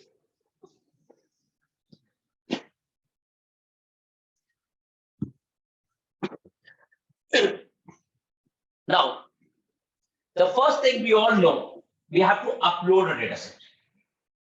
Correct? We have to upload a data set. So let me see if I have a data.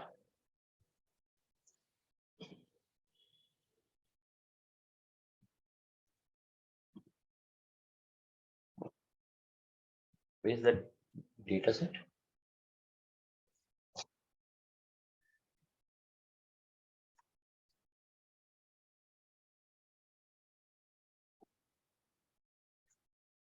Okay. Let's say this is the small data set.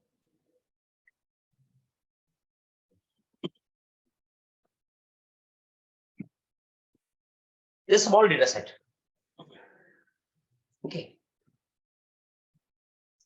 Before we move to, as I said, we start with, you have a data set, what to do next? What to do next? Let's go step by step.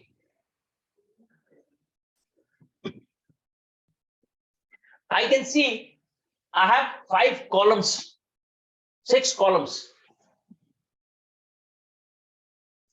Here, overall service level, this is a contact center data because I want to relate it with most of the people. IVR resolution, calls offered, calls answered.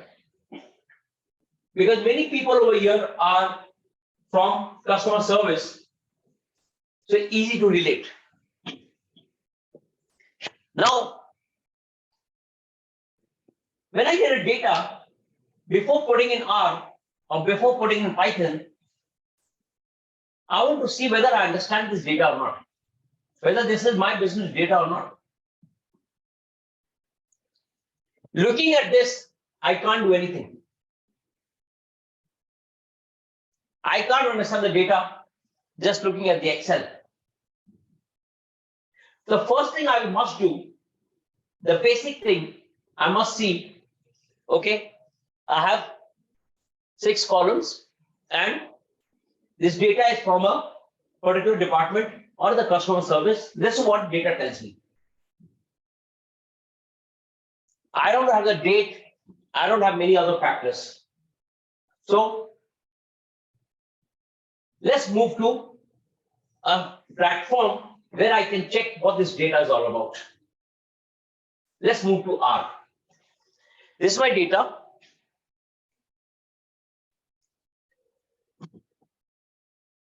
What we do, I have already uploaded the data. I'm giving you the process. I go here. I say from text base. I'll tell you why.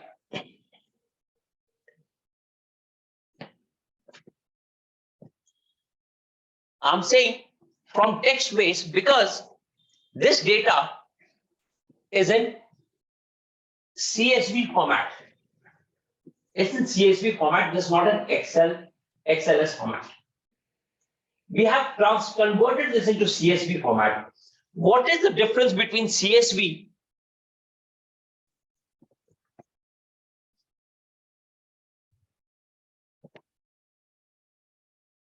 who can tell us what is the difference between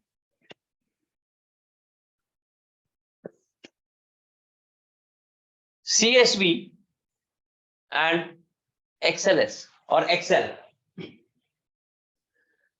What is the difference between CSV and XLS? Why do we always prefer CSV file when we go for analysis or when we are uploading on R or Python? Why are we taking as a CSV file and not a XLS file? Both will work. Both will work. Anyone who knows what is a CSV file, what is a XLS file? Let's understand the basic first. If we don't understand the ground reality, the basic, it doesn't make sense to learn DEF if we don't have understanding of ABC. I prefer understanding ABC first. Anyone? Anyone can speak, please participate. Let's make it a bit interactive. Only I'm talking. Anyone who can give us the difference, basic difference between CSV and XLS? Yeah, XLS is a Excel save file and CSV is a text-based data set file. Very good. That is, CSV is a text-based and Excel is a Excel-based file. So what happens? There's a basic difference. So how do we treat a text file and how do we treat a XLS file? What we can't do, what we can do on CSV. CSV can be read on any platform, even if you have a text viewer or text reader. Excel file will only be read on Excel. CSV file consumes very little memory or space. It's a comma separated, has comma separated value. It will not have formulas like Excel. So when we put it on R, we put it in a CSV format. We can put it on Excel also, but we always prefer to put it on a CSV format. So we transform the data, we change the data. Very simple the way we do it. Save as.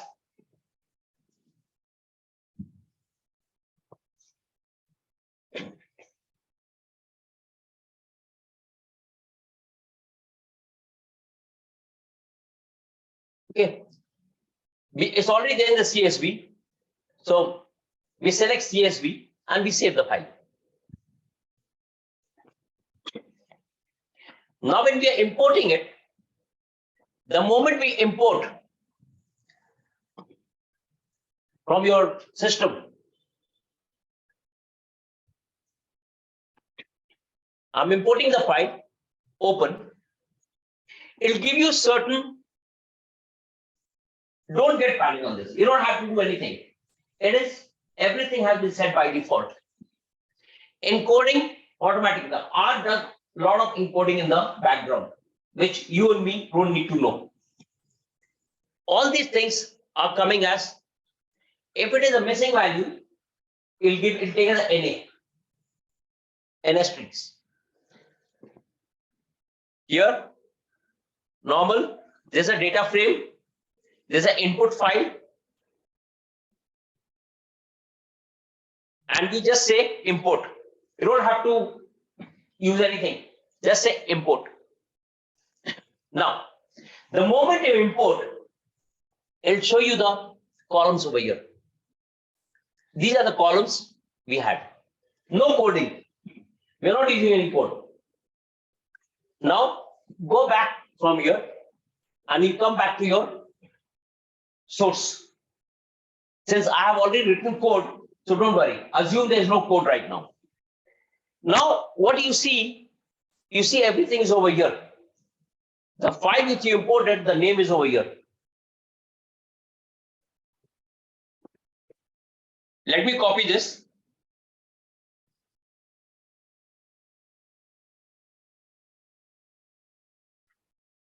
I copy this. I paste it over here.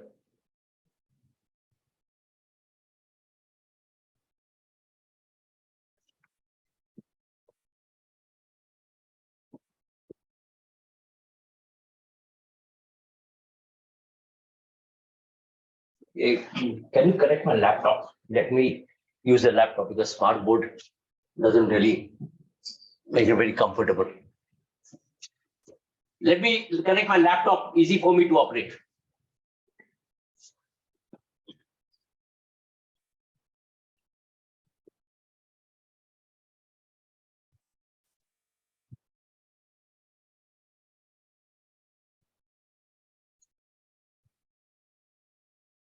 Just give me 1 minute. Let me connect my laptop. So what happens? The moment I take this and I connect it, I put it on the source. And from there, we will start writing something. It's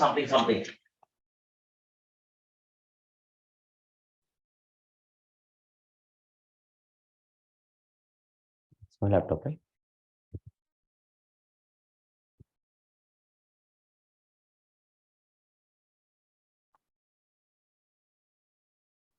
Can you see my screen? Yes, we can. Okay. I can see your screen. Is it possible to darken the font's color? Make it darker. It's looking faint, so we can see clearly. I can't. This one? The font, let it be dark rather. Okay. Thank you.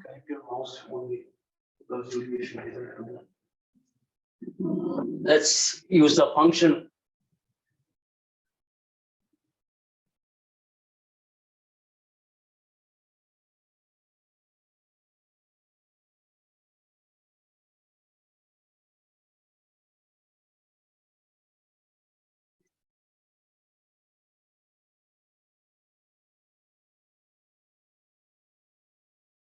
Let me know if it works.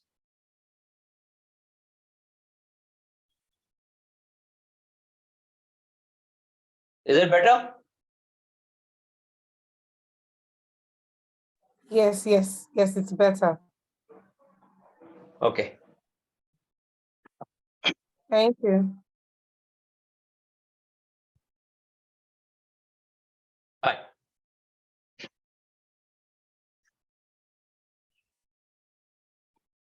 So once you import your data, you will see this on your console.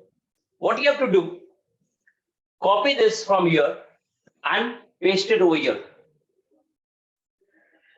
When you paste this is a very important part I'm telling you now. When you paste it over here, you will see something.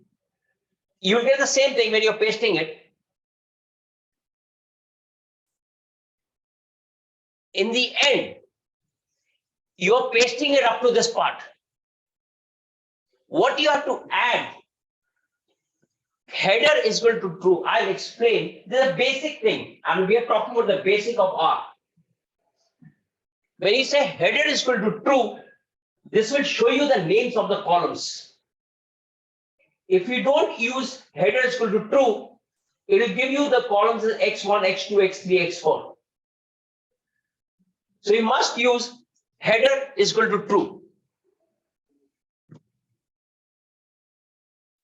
Now if I say run, this is your execution point.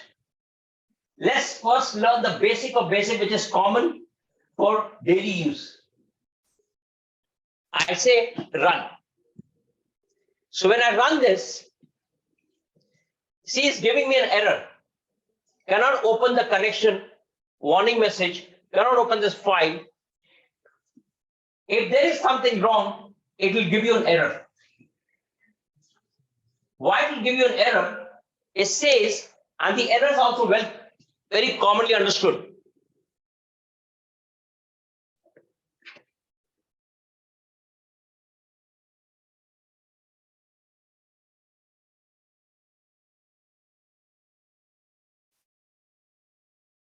Look at the error. It says this file does not exist over here. It means the directory which I'm opening, the directory from where I'm opening, this will not open because this R is on my smart board. But this file is on my laptop. So it will give you an error. You have to open your file from the correct source. Else you will not be able to open it. So what do I need to do? I need to copy this and I need to paste it over here. Only then I'll be able to get the outcome. Before we move to the data, let's learn the basic terms which we use in R, the basic simple codes, which you will learn again with practice. I said these are the libraries. There are millions of libraries. You don't have to worry. Even if you don't need the libraries, you can put them over here. It doesn't matter. But the library which you need, it must be there. Even if you put 100 extra libraries, it's okay. It doesn't matter. But if I need this library explored, it requires it must be there for your function, which we will use with the data set. You see something, there's another code called view. When I use the code view, what happens?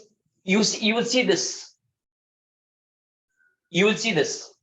This is a normal thing. Okay, I want to view my data. I viewed it. I come back to this.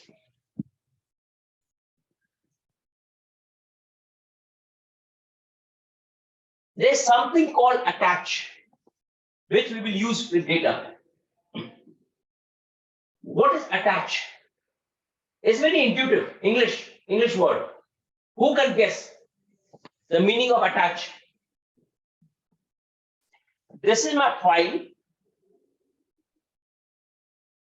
and I'm attaching this file. What does it mean? It's an English word. Anyone can guess? Anyone who can just try?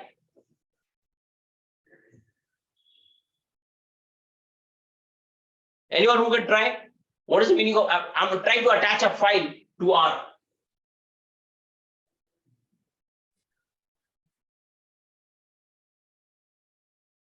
Anyone? Let's make it interactive. Try, guys.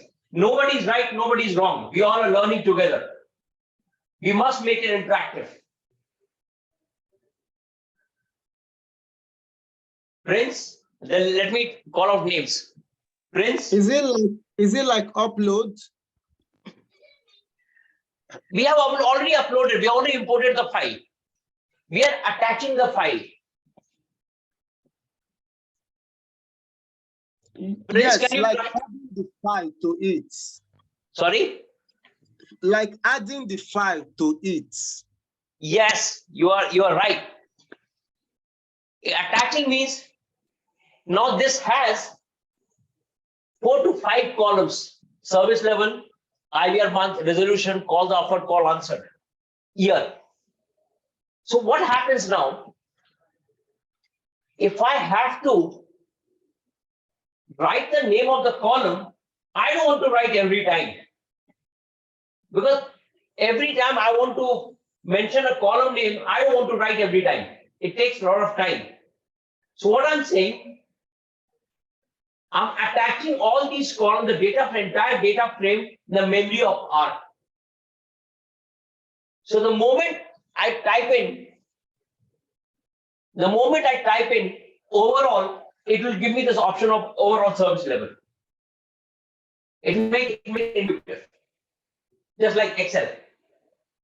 So I'm attaching the entire data frame in the memory of R. So now R knows that this is my file, this is my file, and within this file, I have 6 columns. So it remembers all the columns. You don't have to type it again and again. Now, there is something, you see the sign.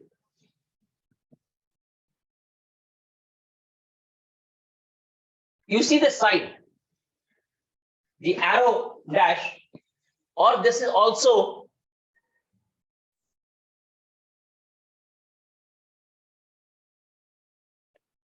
if I say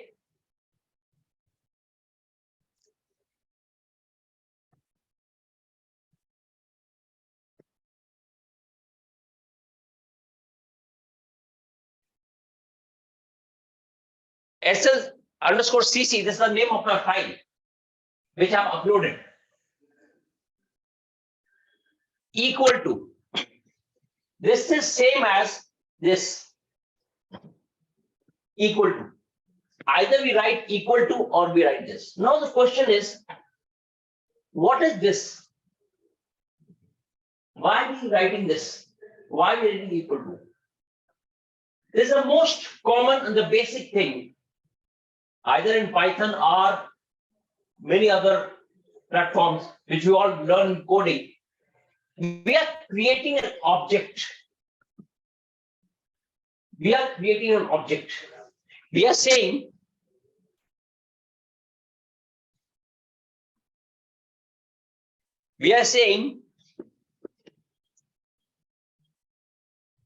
A is equal to +2, or I'm saying B is equal to Anup. I'm just putting this name, I'm making it an object. So that whenever I want to say, okay, B, when the moment I say B, it will give me Anup. It has stored in its memory. The moment I say A, it will give me 1 + 2. So we are creating objects. This is a very, very basic thing. For everything that you want R to store in its memory, you create an object, which we will learn gradually.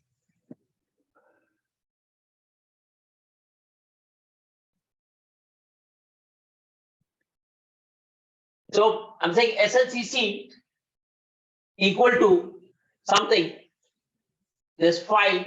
So this file, this entire file data is stored in the memory called SLCC. I'll be working on entire analysis with this name. Under this, you have 5, 6 columns, which is the data frame.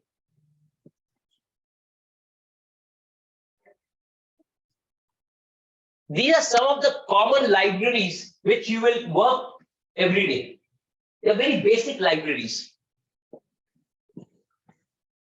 And we will learn this in detail. Today, I just want to give you an overview that how easy R and Python are. They're so easy. People have a misconception of coding, this tough, difficult. They are not. For instance, this library, Explore, this is a very common library for basic analysis. I want to see relationship between my X and my Y. I want to see relationship between X1, X2, which we will see on the platform. Hold on. DFLY, this is a very, very common library where you have a lot of graphics, mathematical calculation, and this is a very, very common library or the package which we use. Similarly, duplicate, the moment you see date, this is used to change the calendar into dates, to format it into dates, which we will learn with the data. Very interesting. There's one library called R pivot table. The same pivot table which we have in Excel. So this will create a pivot table over here for you. And you can do your basic analysis using the pivot table. Data Explorer, which is a very interesting library, very interesting. Once you run this Data Explorer, it will give you reports of what your data looks like. Different graphs, bar plot, line graph. It will do some sort of what we call PCF. It does the basic analysis. On what we'll be learning, our focus will be a lot on this part.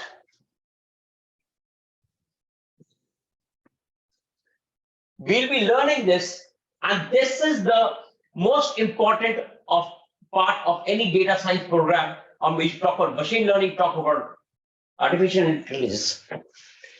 This is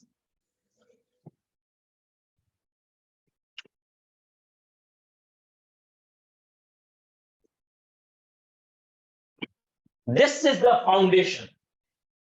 This is the pillar of entire data science or any program of data. You talk about Six Sigma, you talk about data science, machine learning, artificial. This is EDA. This is called exploratory data analysis. It means many of you have done sometime or the other. You have always learned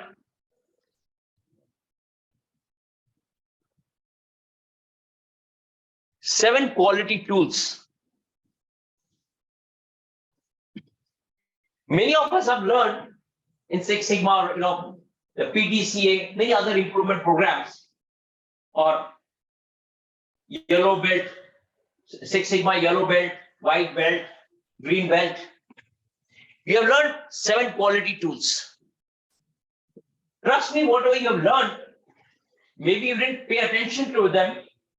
Even I didn't pay attention to these seven quality tools, as long as I did not get into the depth of data. These tools are very powerful tools, and these tools will tell you 70% about your data, what your data is all about. This is what we call EDA, exploratory data analysis, where we'll be learning the power of box plot, the power of histogram. We'll be learning the summary of a data, the box plot,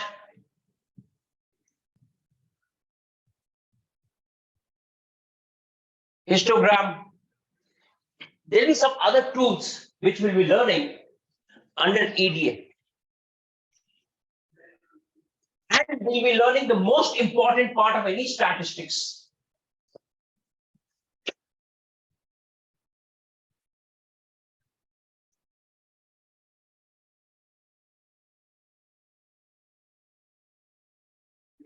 Hypothesis testing, where we will learn the p-value. The p-value is what gives you the outcome of any analysis. Interpreting a p-value is not easy. But if you interpret the p-value correctly, you are on the right path.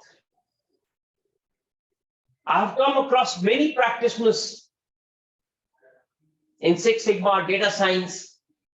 They have done so many courses.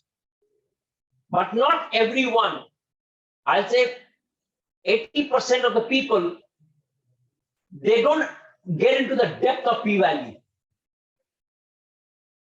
If you understand the p-value, if you can interpret the p-value correctly, it means you're strong, your ground is strong, your foundation is strong. And that is where I focus upon. When we train on the foundation, the basic, and the concept. Until unless we become strong over here on this part, EDA, it does not make sense moving ahead, and I will not move ahead. I will ensure that the EDA is understood, well understood by you. Else, rest everything will not be understood. It doesn't make any sense. So when we learn Data Explorer, when we will run the code, you will see, and I will explain to you what it gives.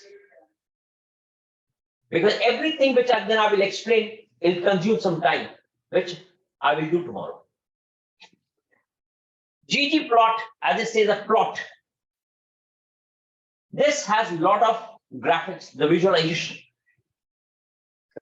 ggplot itself, you can search on Google, you can search go on R, and right over here,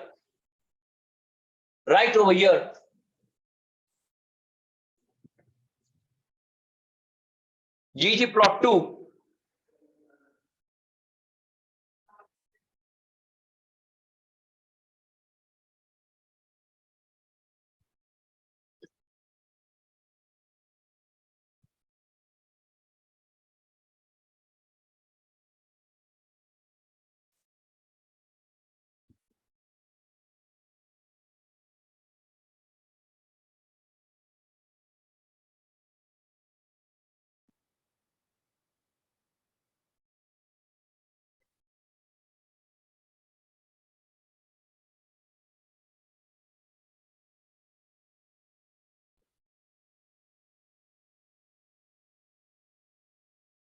Let me see.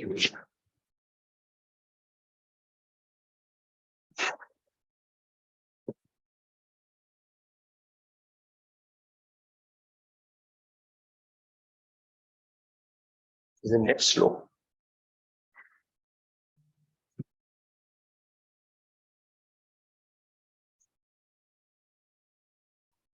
So now if you see the ggplot itself, there's a code plot. You could find over here, where the net is a bit slow, it's not responding. The ggplot itself is a big package. It's a separate subject altogether. It has so much of visualization. But we as practitioners, we are hardly using even 10% of this. Because of certain limitations, because of certain disadvantages. And because we don't practice a lot. So ggplot, we'll be using a lot of plotting the graphs using this ggplot2. Same thing when you talk about code plot, is more of the correlation when we learn.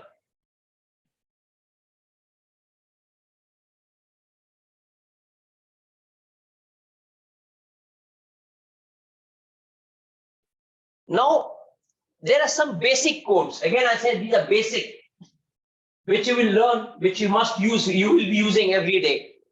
For instance, I say names. Names are nothing, it will give you the names of those columns. Class, we will learn in detail what are the types of data that we use when we're using R. That will correlate with the types of data in basic statistics. When we start with basic statistics tomorrow, we will correlate the types of data all about the continuous and discrete that we will learn very easily. We learn very easily.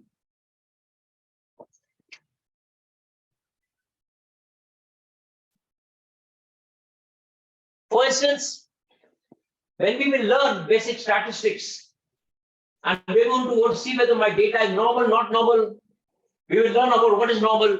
Then there are certain tests. Now, if we talk about this summary, okay, because of the data is different. When we talk about summary, we will see writing a code is not tough. Summary, you know what is summary. But when it gives you the outcome, how do we interpret?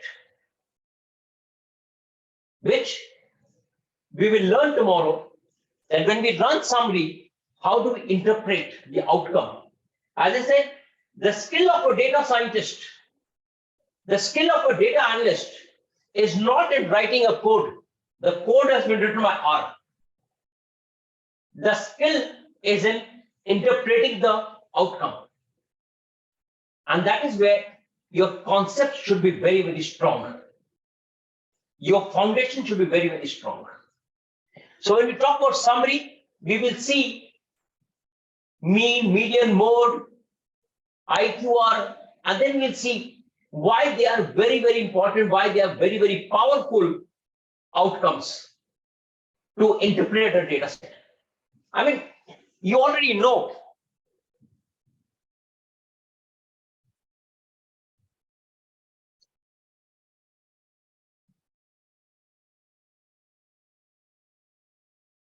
You already know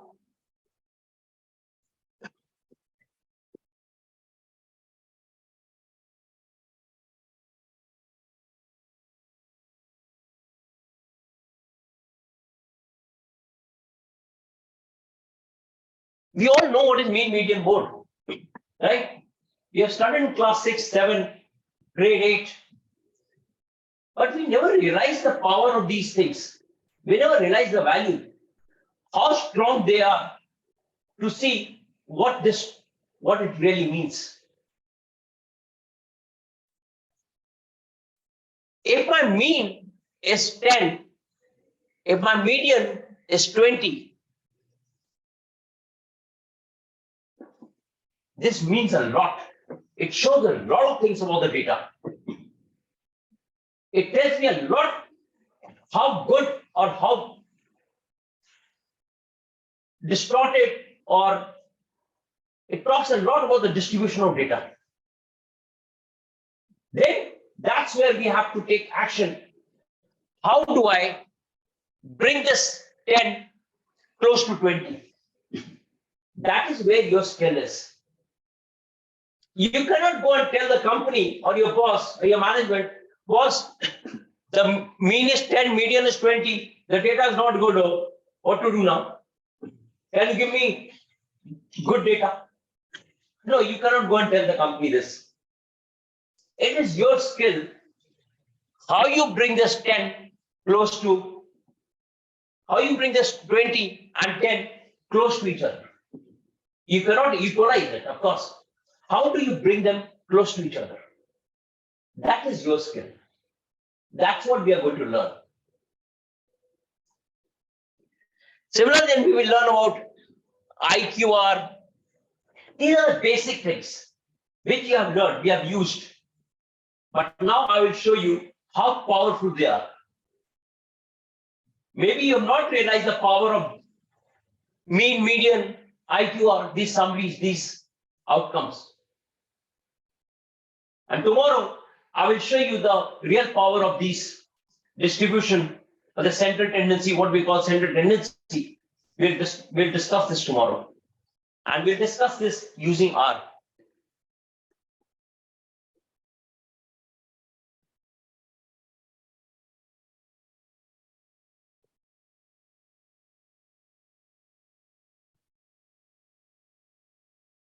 Another very interesting option, which you will use. There is something called as options. Max print is going to this. Your R, any platform gives you a maximum printout or maximum rows. So the moment you use this, it means your outcome, the rows can go up to 99999. Otherwise, it has certain limitations. So when you want to see more and more rows in your outcome, you can use this max.print option, which we'll use together. One very important thing, you see this green hashtag, the hash in green. When we use hash, this is not code. You're not writing a code. This is a note that you're making. So when I use hash,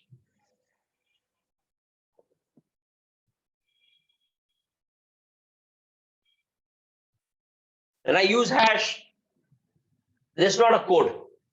But if I don't use hash, it means it is taking something as code and it will give you an error.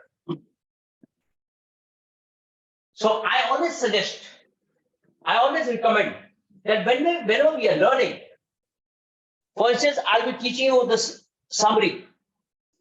When I run a summary, I'll be teaching you each and everything about the outcome of summary. Please don't use any copy or paper or something. Use your notes, make your notes over here with hash. The way I have made notes, you see, I made notes. So when you're making your notes over here, you don't forget. It's easy for you to correlate that what this code was all about. What did I do at this step? What did I do at this step? So start generating your notes on R itself. You don't need a separate register to make a note or your mobile. Don't use your mobile.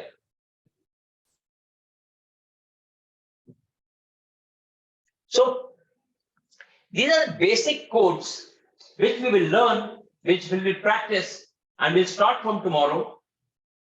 In the meantime, I suggest whoever has not downloaded R and R Studio, please download. And we'll be sharing one data set, this one.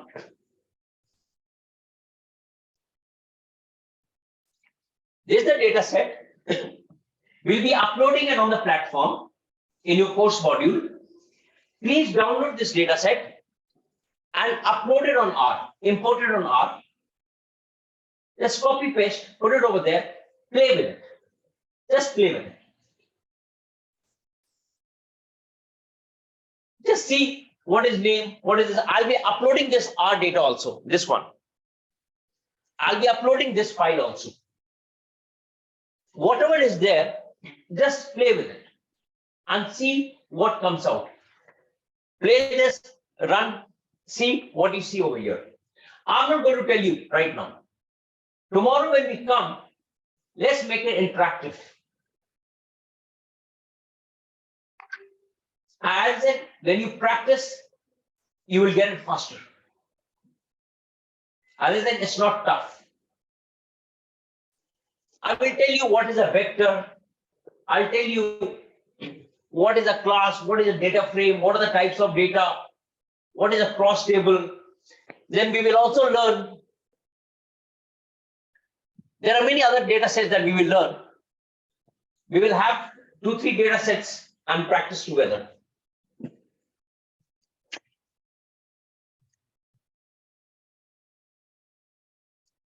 Then we will also learn how to remove a column, how to remove a row from the data set using certain codes. And all these are very basic and easy ones. You can also find them over here. Anyway you get stuck, you can find over here with help. R is extensive, but it has all the helps, same as with the Python. It has a lot of tutorials. You have Google. What I'm trying to say, that within these 2 weeks, don't expect to become a champion on R or Python. I might teach you one code. I might teach you one library to run one analysis. But trust me, there are 5 more library of functions to get the same outcome or similar outcome. So when you start exploring, you will see that similar to core plot, you will have many other functions. So don't say, Anup, you taught core plot, but are there something different also? Yes. For one analysis, there can be 5 libraries. There can be 5 functions. Now, why 5 functions? What happens?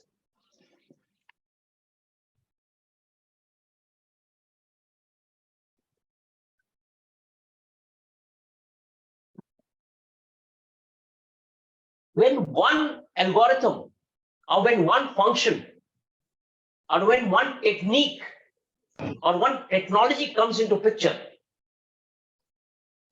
For instance, we had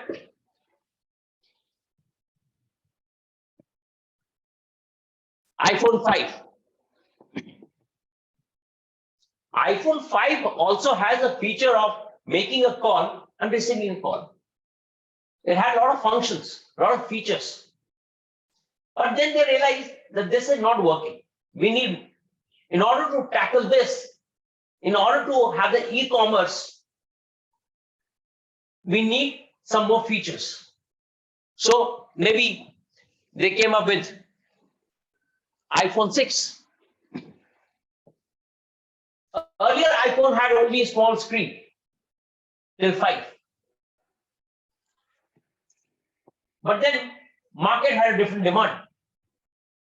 iPhone said that we will only use the screen which can be handled by one hand. But then it came up with 6.4, 6.3 screen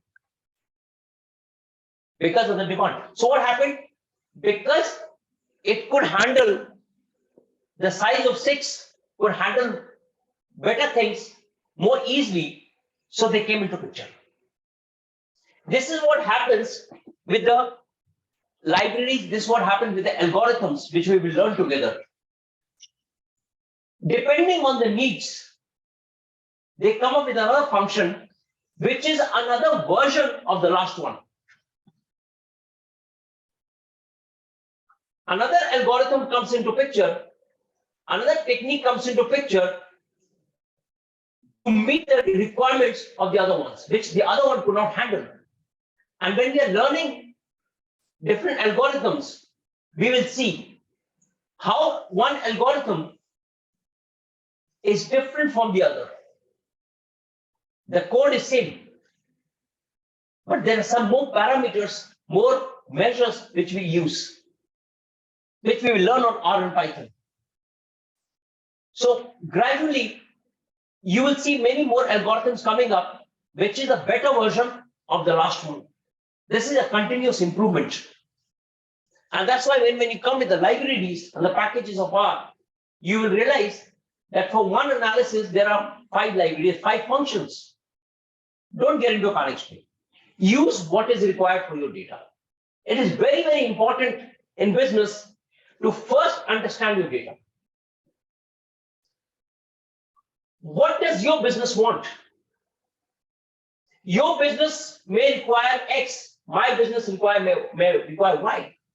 Maybe we both are the same business, but your data requires algorithm 1, my data requires algorithm 2.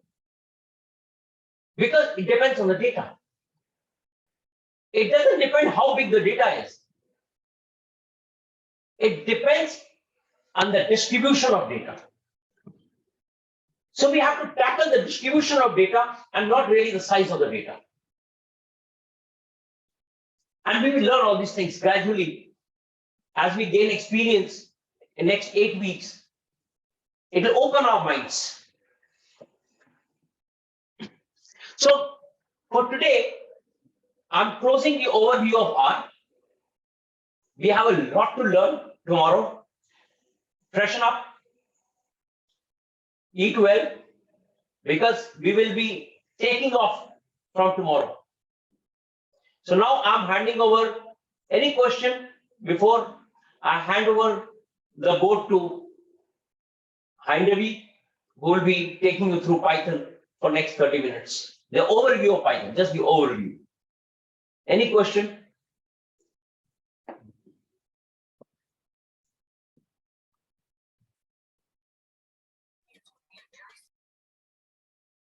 Any question, guys? Yes, no? Should we move to Python?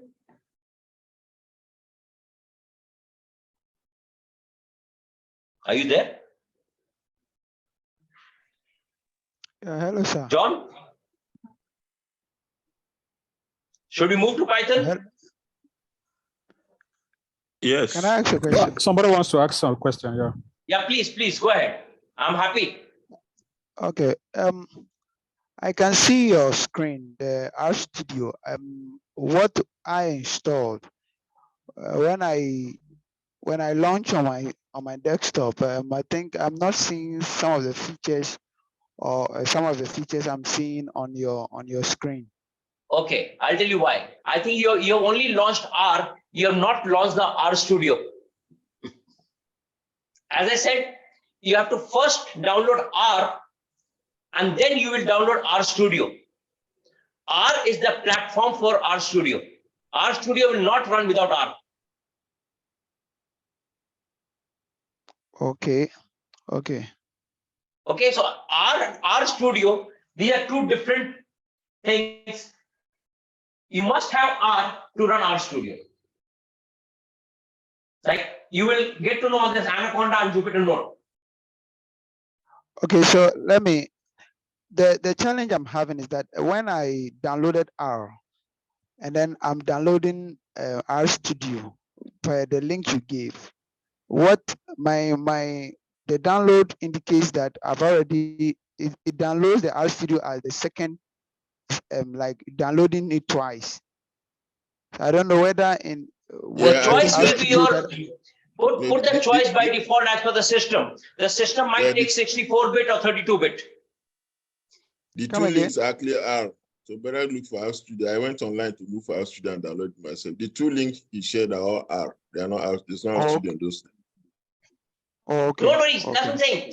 Choose your own. Go on Google and find out them. You'll get so many links for RStudio. Okay, thank you very much. Why I'm telling you, see, RStudio, it gets updated. Okay, so go on Google and download.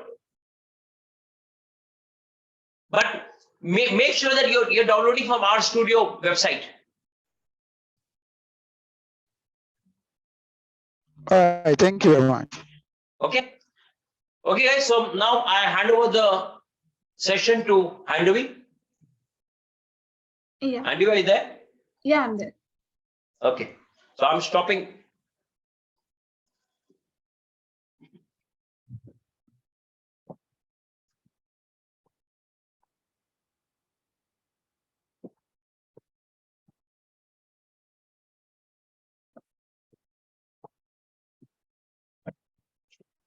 Yeah.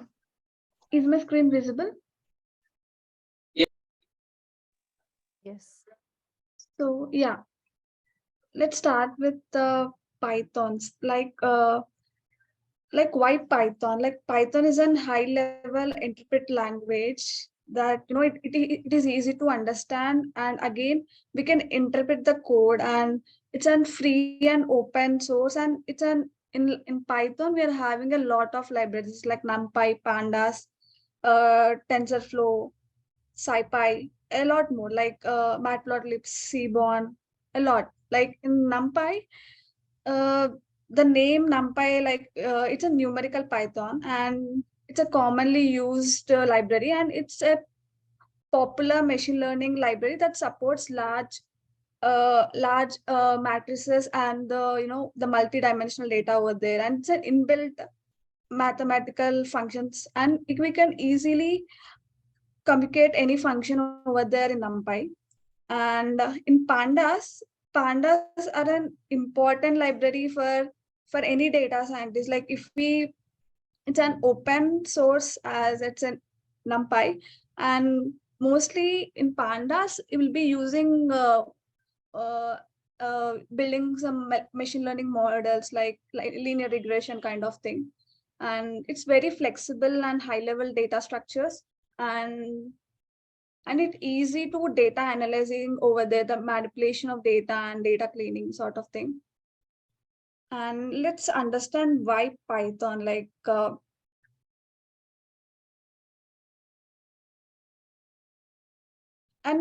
before that, I just wanted to understand how many are able to download, Jupyter Notebook.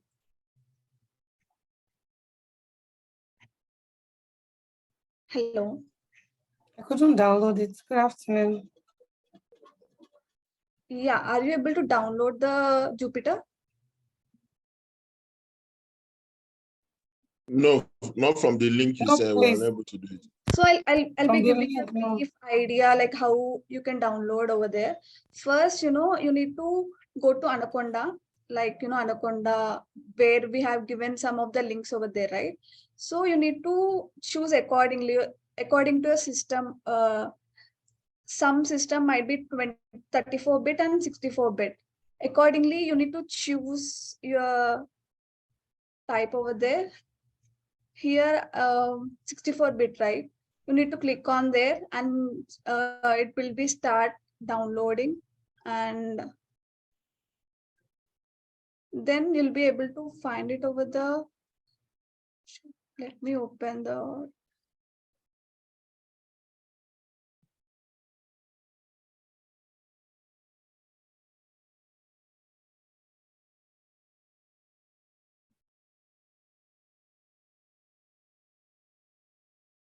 So you'll be able to, once it's downloaded, you'll be able to see this pop up over there. You need to click on next. Then after everything was done, it will be giving like, thanks for installing. Then after that, you need to open the command prompt of the Anaconda. After that, you'll be able to find out Jupyter, and there how you'll be getting this, Jupyter notebook, everything. That's how I hope you got some idea like how we'll be downloading the Jupyter notebook. So let's start with the basic things like, here we are able to see IPYNP, right? Anyone know what that means? Like a brief idea or something.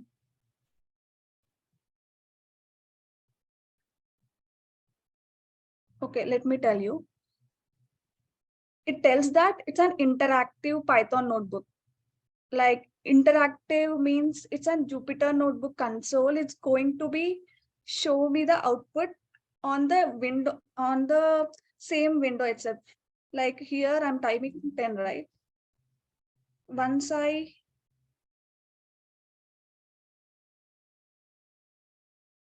load, I'm able to see the output section in the same window. And if you worked on any other environment, and you might be getting two windows, like input window and output window kind of thing. And that's why we call Jupyter as an interactive. And here we are able to see the header menu, right? In the header, if you wanted to open a new Python notebook, you need to click on here. Then you'll be able to open new Jupyter notebook over there. And like if you wanted to download the file into any other formats, like in Jupyter, you'll be able to download into notebook or as PDF. You can convert that this IPNP notebook to any other formats over there. And edit. Let's discuss while we are doing some programming over there. Then we'll be discussing about this. In the view, if you see, if I click on here, toggle toolbar, then the menu was, we're not able to see the menu, toolbar kind of thing. So some people might be removing kind of thing. So I'm just giving overview how it works over there. And when you click on the tool toggle line numbers, so if I, we are able to see 1, 2, 3, 4, 5, 6 kind of thing. So when we are doing we are able to see 1, 2, 3, 4, right? When you write a code at that time, if you keep a track how many lines of code you have written, by this you can check the errors correctly. Okay, in 5th line there is an error and I need to check it over there. So that's how it helps. And in the insert is nothing but will be down or somewhere. And let's talk about kernel. Kernel, it's an kind of a manager. We can think it of like, what does a manager do? Like, he'll be keep a watch on all the things happening. If something goes wrong, he take a necessary action kind of thing. So he'll be keeping a track about all the things what's happening. Same like in a Jupyter, interrupter is that it's an altering an action. And if the code was messed up at any kind of movement or somewhere, you can forcefully stop the code over there. And about the restart, you can restarting the action, something you wanted to restart from the start, and you can do by restarting over there. And some points I will elaborate once we start working on code. And I'll talk about this change kernel. When we have another Python, like I'm not sure how many know there was another Python 2 also we used to have. If in my laptop, if I had Python 2, then I'll be able to see Python 2 as well. Like we can change the kernel, like Python 2 to Python 3 as well. And as you're all able to see the trusted, right? So trusted is nothing but the Jupyter has secure connection with the kernel. Like the notebook was the securely trusted with the kernel kind of thing. And another thing, important feature in Jupyter is that it auto saved. Like if we forgot anything, that's not an issue. Like Jupyter saves automatically. If you wanted to save manually, you can check it, save it from here. Okay. And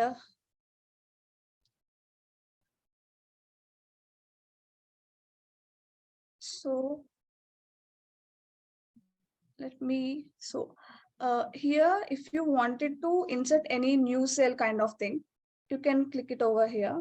And if you wanted to delete some of the rows, and you can do it in this way. And as you see here, you're able to see one blue line, right? That means it's an inactive cell.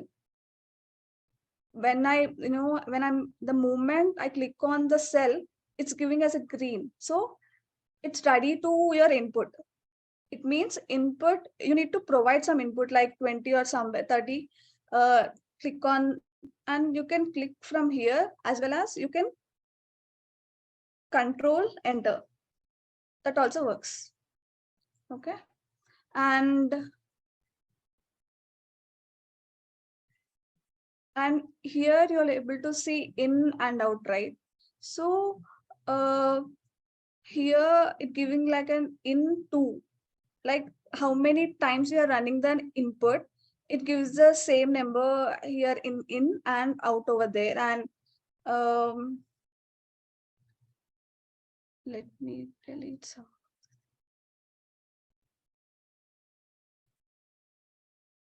As we learned just now, Python is a high-level object-oriented interpreted language.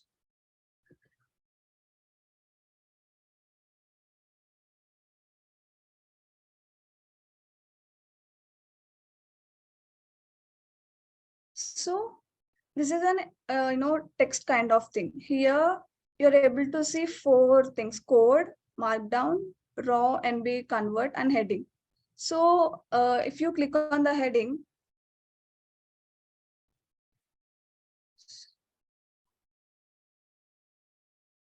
here we are able to do the, that's why we'll be calling as a Python notebook. Like we can add our notes, headings, everything. We can mark down anything in the Jupyter notebook.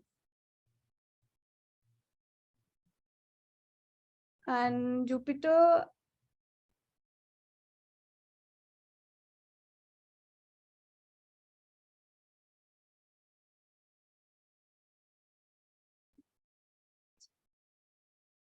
and as we know, Python is not only the language. We have many more languages like C, C++, Java, and those are middle level languages kind of thing. Because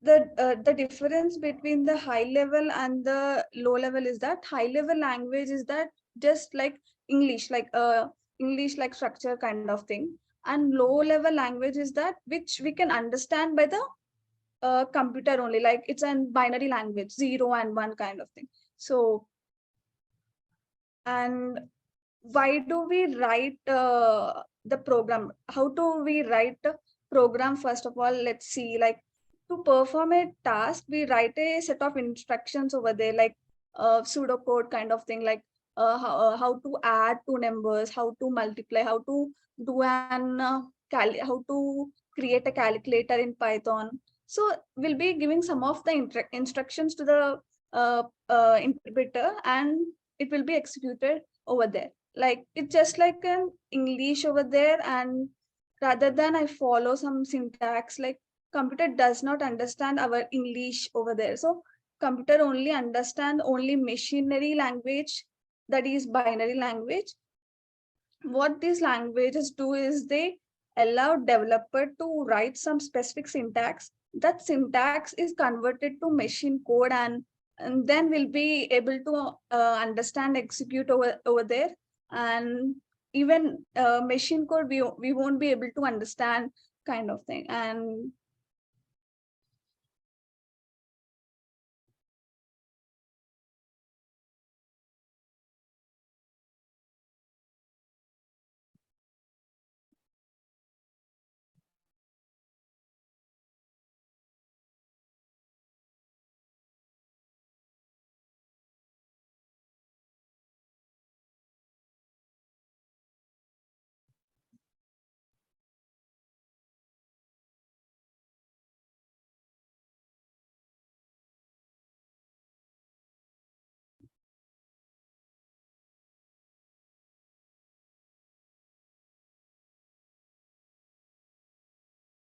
do you have any doubts kind of thing about the discussion which we have done just now? Any doubts?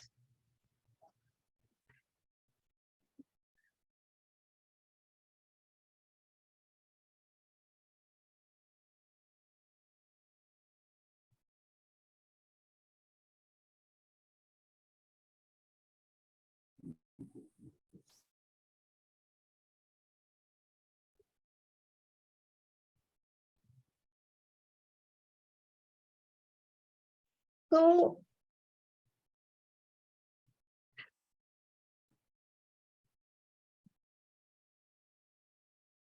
Hello, as can you hear me? yeah. Okay. Maybe for me, I may also be speaking other people's other person's minds, but I think this is the first time I'm getting to see or hear stuff around the Python tool and some concepts around it. Maybe what I would hope to see is to also understand the basics, those fundamentals. My understanding of how you're taking it, maybe you are seeing it from the perspective that we have some fundamental knowledge. I am not having that fundamental knowledge around Python. I've not gone to any, this is the first environment where it is being spoken about as regards training or something. So maybe you could be a bit more you might break things into bits small so that we can understand, okay, what are the tabs? What do they stand for? What benefits does it bring to the table? And then from there, we can pick it up from there so that we can really understand the tool in its entirety. I don't know if I'm speaking any other person's mind on this. Yeah, I think I agree with you. Hello, Yes, yes. you spoke Good my mind. afternoon. I'd like to second that. This is Sandra. I'd like to second that. One or two things and just one or two little pointers. I think to the tutor, the lady who just walked us through Jupyter UI, if you could restart this process again from the point of view of telling us what Python is, the what, the where, the how, the why, the when. Those 6 things, that would be nice, just to set it in context, because you've opened up the palette and you were showing us 1 or 2 items, but as the gentleman that just spoke before me, John, said, for a lot of us, we have never been as close to this as we are now. It makes sense to understand what the framework is, the architecture is, and why you are using the tool that you are. The what, the where, the how, the why, the when. Thank you. Handuvi, just wonder, Handuvi, can you hear me? Yeah, I can hear you. Okay. So let me interpret, and they're absolutely right. What they want, see, Python they're new for 99% of them. The PPT which you have, okay, can we go very slowly with this? Why Python is important, how Python is different from R, and what are these key terms, the way you showed in Jupyter? Yeah. Yeah, so can we use some of the, some codes, the basic codes, how are they used in the industry? I suggest let's go with this PPT, okay? And let's go slowly. Okay. And before that, let me also just pitch in. And my suggestion is, though we are exposing you to Python and R together, let's go with the overview first, but we'll be very careful not to use Python or R together. The reason being, it is like I'm an Indian, and if I start learning French and German together, actually I will mess up everything. Because the codes are different, the objectives are same, but the codes are different. So what our plan is that first, whatever analysis that we are starting from tomorrow using data, first we will try learning on R or Python. Once we master or once we get hands-on with the R or Python, then we will move to the next one. If we try going together simultaneously, trust me, we will mess up everything, because you are new to both the things. I might be used to both Python and R. To some extent, I can, toggle. So my idea is that today, whatever we are doing, we are just doing an overview of both. But from tomorrow, we will first cover one. Let's get hands-on before we move to another one. Am I right in saying that? Do you think this is the right plan? Or you want to go together with both? You can share your opinion. I'm talking from my experience. Yeah, firstly, we can go with the R.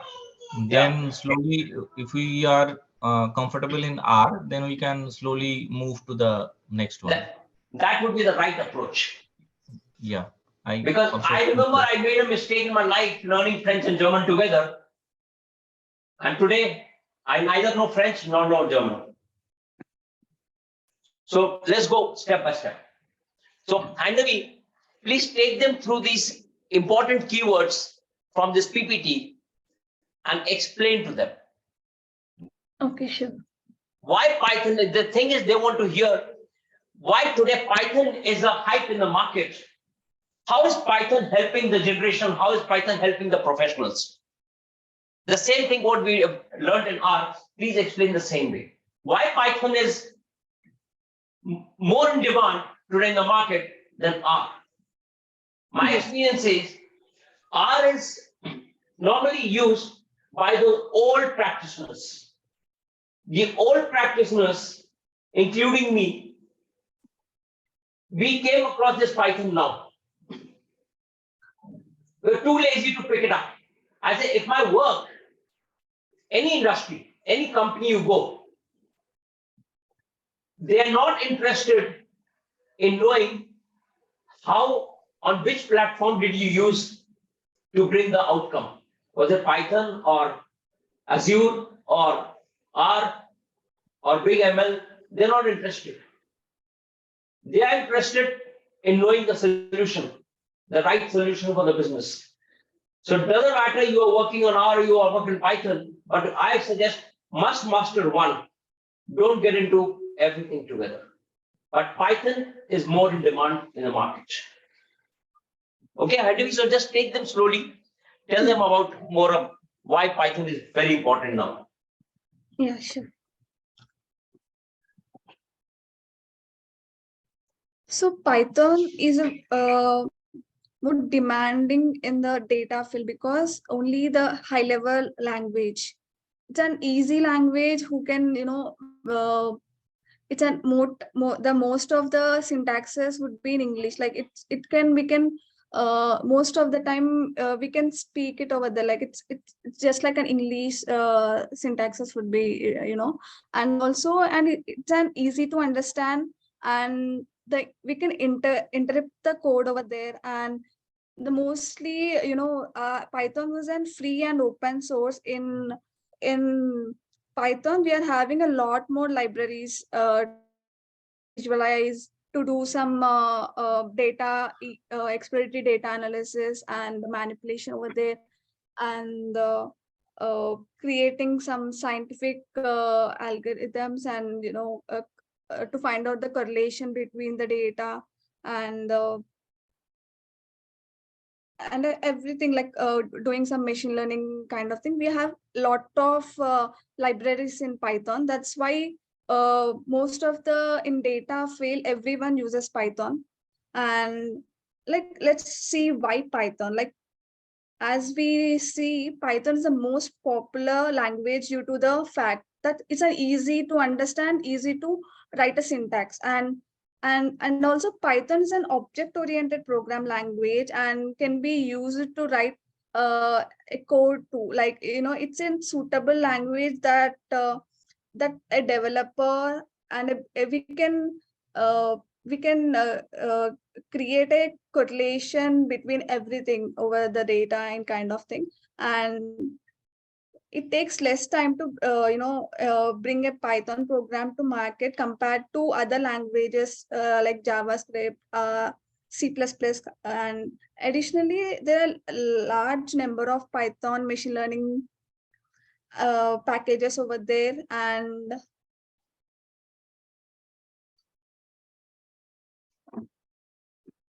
how does Python work? So as we see, Python is an interpreter language, and Python is a dynamic and interpreted language.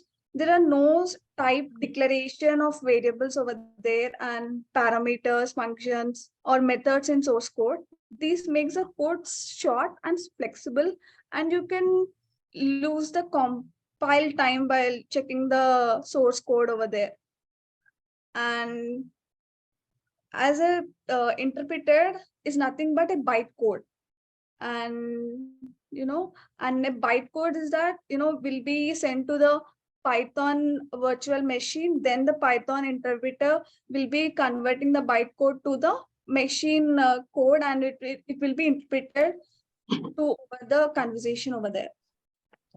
And in Python, we are having a lot of data types and structures over there. Like data types means, the list, integers, strings, dictionary set. And here we'll be understanding how to use them to store and manipulate data, how to find insights over data, and how to see the a basic correlation or basic statistical things over there by using SciPy. And in the control flow, there are many control there are control flow statement, like learning how to use conditional statement and how to iterate the code over there. Some of the times we won't be able to iterate manually once, twice, thrice. We can't do it, right? So in that case, we'll be using conditional statements to run a program. And Python is an object oriented program, like we'll be understanding how to define the class and object, and how to how to use inheritance, and how to create and manage complex data structures over there. And as we seen a lot of libraries in the Python, like NumPy, Pandas. Okay, Haidevi, just sorry to interfere. Yeah. Can you go to Jupyter and can you explain this NumPy and Pandas? These are the most important algorithms or the libraries in Python. Yeah. Can we put a little bit focus on NumPy and Pandas, because these are the things which we'll be using throughout, right? So can we go back to Jupyter and can we try something on the NumPy and Panda? How do we use NumPy? Why is NumPy so important? What is the meaning of NumPy? What is the meaning of what is the Panda library? Just a brief explanation. These are things we want to hear. Okay. So NumPy is nothing but it's a numerical Python, as it's a commonly used library. And it's a popular machine learning library that supports large multi-dimensional data over there. And let me show you an example over there. I'll be giving a brief introduction for this if you want. Let me.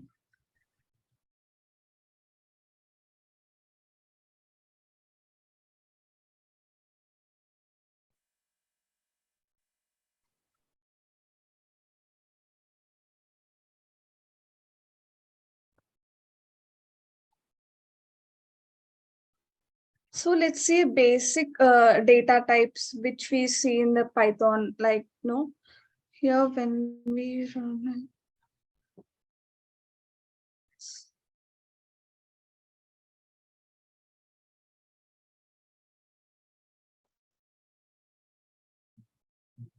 As we see, we wanted to see type of the data, like here in the X we have given phi, Y as an float number, and the Z as a string over there.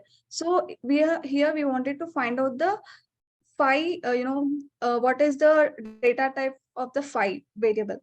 So here we are able to see it's an integer, like it's just like a number 1, 2, 3, 4 kind of thing.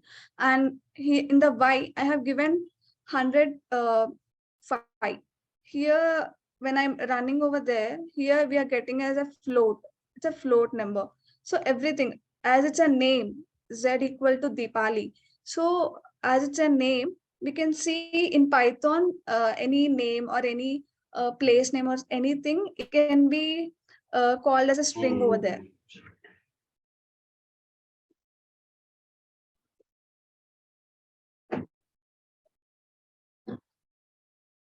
And as we see the numeric, string, float data types, in the Python, we are having Boolean data types as well, like true, true, false, everything. And that. Are these all in NumPy? No, it's a basic Python.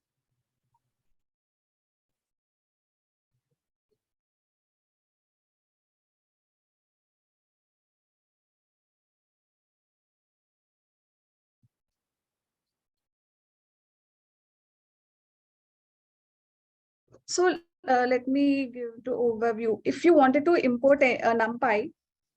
Yes, this is what we want to see. Okay, I just wanted to first briefly introduce the data types, then I wanted to. Okay. So here in Python, if you wanted to import any library, we need to type import and the library name. That's it.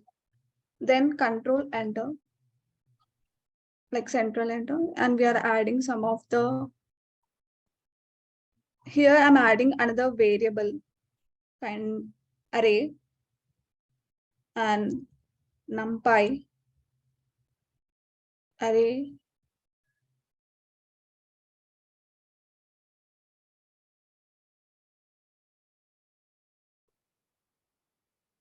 So here I'm creating an array and printing over there.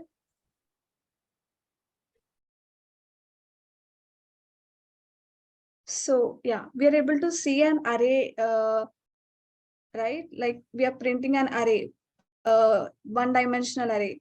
We'll be having series, one-dimensional array, two-dimensional array, multi-dimensional array, a lot more. Like so over there, and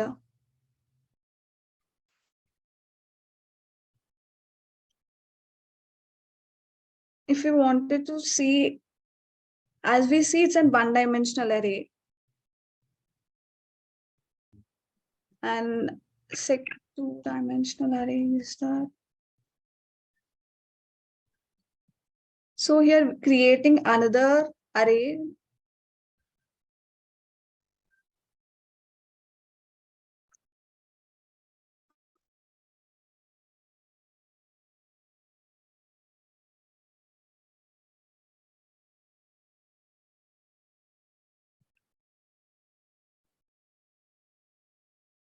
So here is a two-dimensional array. And 3D array.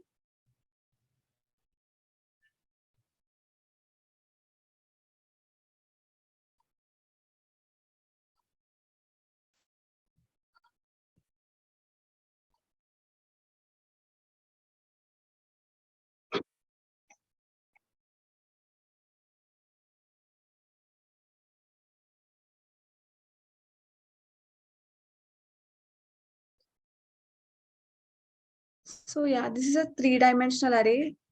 As we just now we are trying to run over there.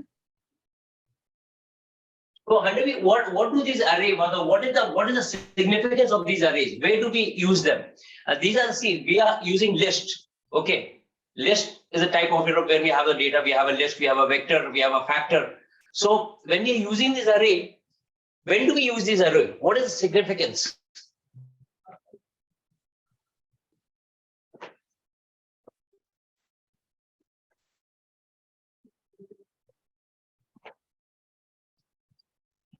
Can you hear me?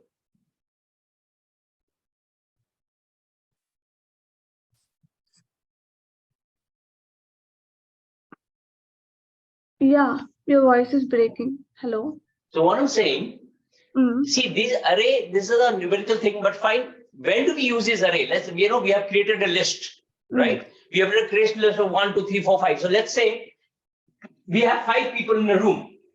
Yeah. I've created a list. Now I want to analyze the data of the 5th person. I want to see a correlation between second and third from this list. So that's where when we create this comes from the data. When we have a big data, we have a huge data, and we are trying to create an array, we are trying to create a list. So from the list, we can analyze the way we have in SQL. Yeah. We are trying to create the data, we are trying to create a list, we are trying to create the columns, we are trying to create the vector, which we will learn in the subsequent classes. What is the significance? Why do we use them? Why is it important for you to learn this? This is a basic. You will not require to create an array when the data has it. But then we will learn with example, we learn with data as how we are using them in your business. Yeah. So can you tell them what is the function? What is significance of array? Fine, you're creating an array out of the data. Right. So when do we use this?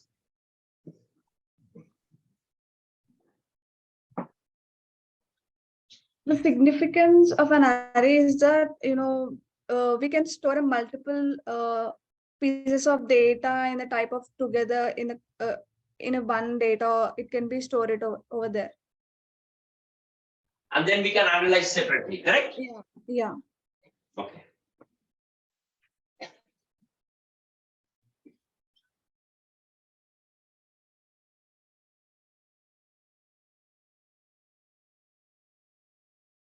Anything else you want to share today? No, actually today I just wanted to give a brief introduction of the Jupyter, how it works, and a brief introduction of data types, structures over there. So you have a plan for tomorrow? Yeah. Okay. So we have the agenda for tomorrow, and we'll be covering everything with the data. With the data, we'll have a better understanding as how these functions, these basic functions are used in R and Python, and how it affects your analysis.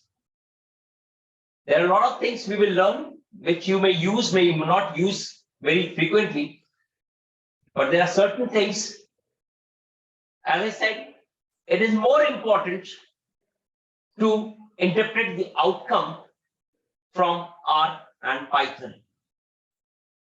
Python is easier because it's more intuitive. It is just like English, you put in a code, you write. Python has come to a level why the younger generation is very comfortable with Python. It is because what they are thinking, they write it and they get the code over there. They get the syntax. R is not same. R is older. In R is not that intuitive that what you're thinking, fine, I want to see a correlation. So when you want to see a correlation, R will not give you that intuitive a code which the Python will throw. That is why it has become very popular amongst the young generation. And further, it is making it easier and easier. And it is developing millions of libraries which are very easy to use. The functions are very, very easy. But as I said, let's not get hands on both together. We'll go one by one. Else we'll be totally confused. But we'll do both the things. Fine, so anything that you want to ask before we conclude today? Tomorrow we have a stronger session, and be fresh, sleep well. That's what I can say, because now we are taking off from tomorrow. Any questions so far? John, I want to hear this question. I mean, again, your opinion on this Python, which you have not understood, okay? Please let me know again.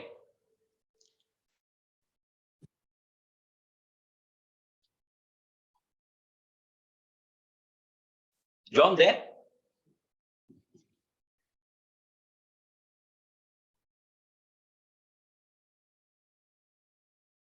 John, can you hear me? Anyone else? Any question, any query? As I said, we have an email.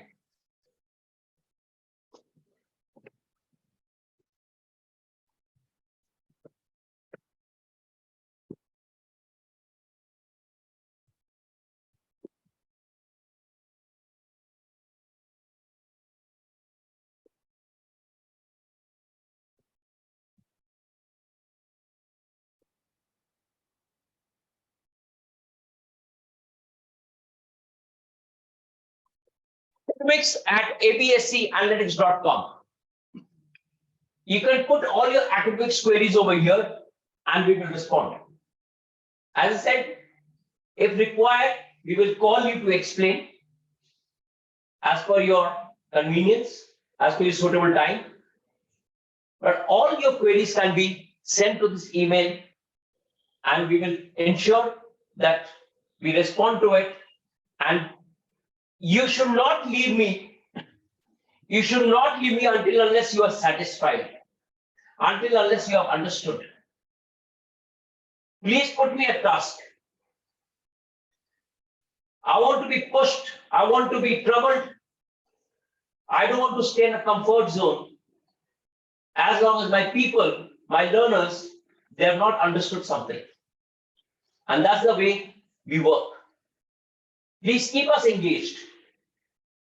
And we will keep you engaged as well. Okay? Thank you so much for your time. It was wonderful talking to you all, meeting you all.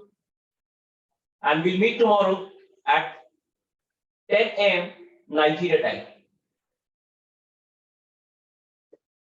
Okay, thank you so much. Good night. Take care and enjoy your weekend.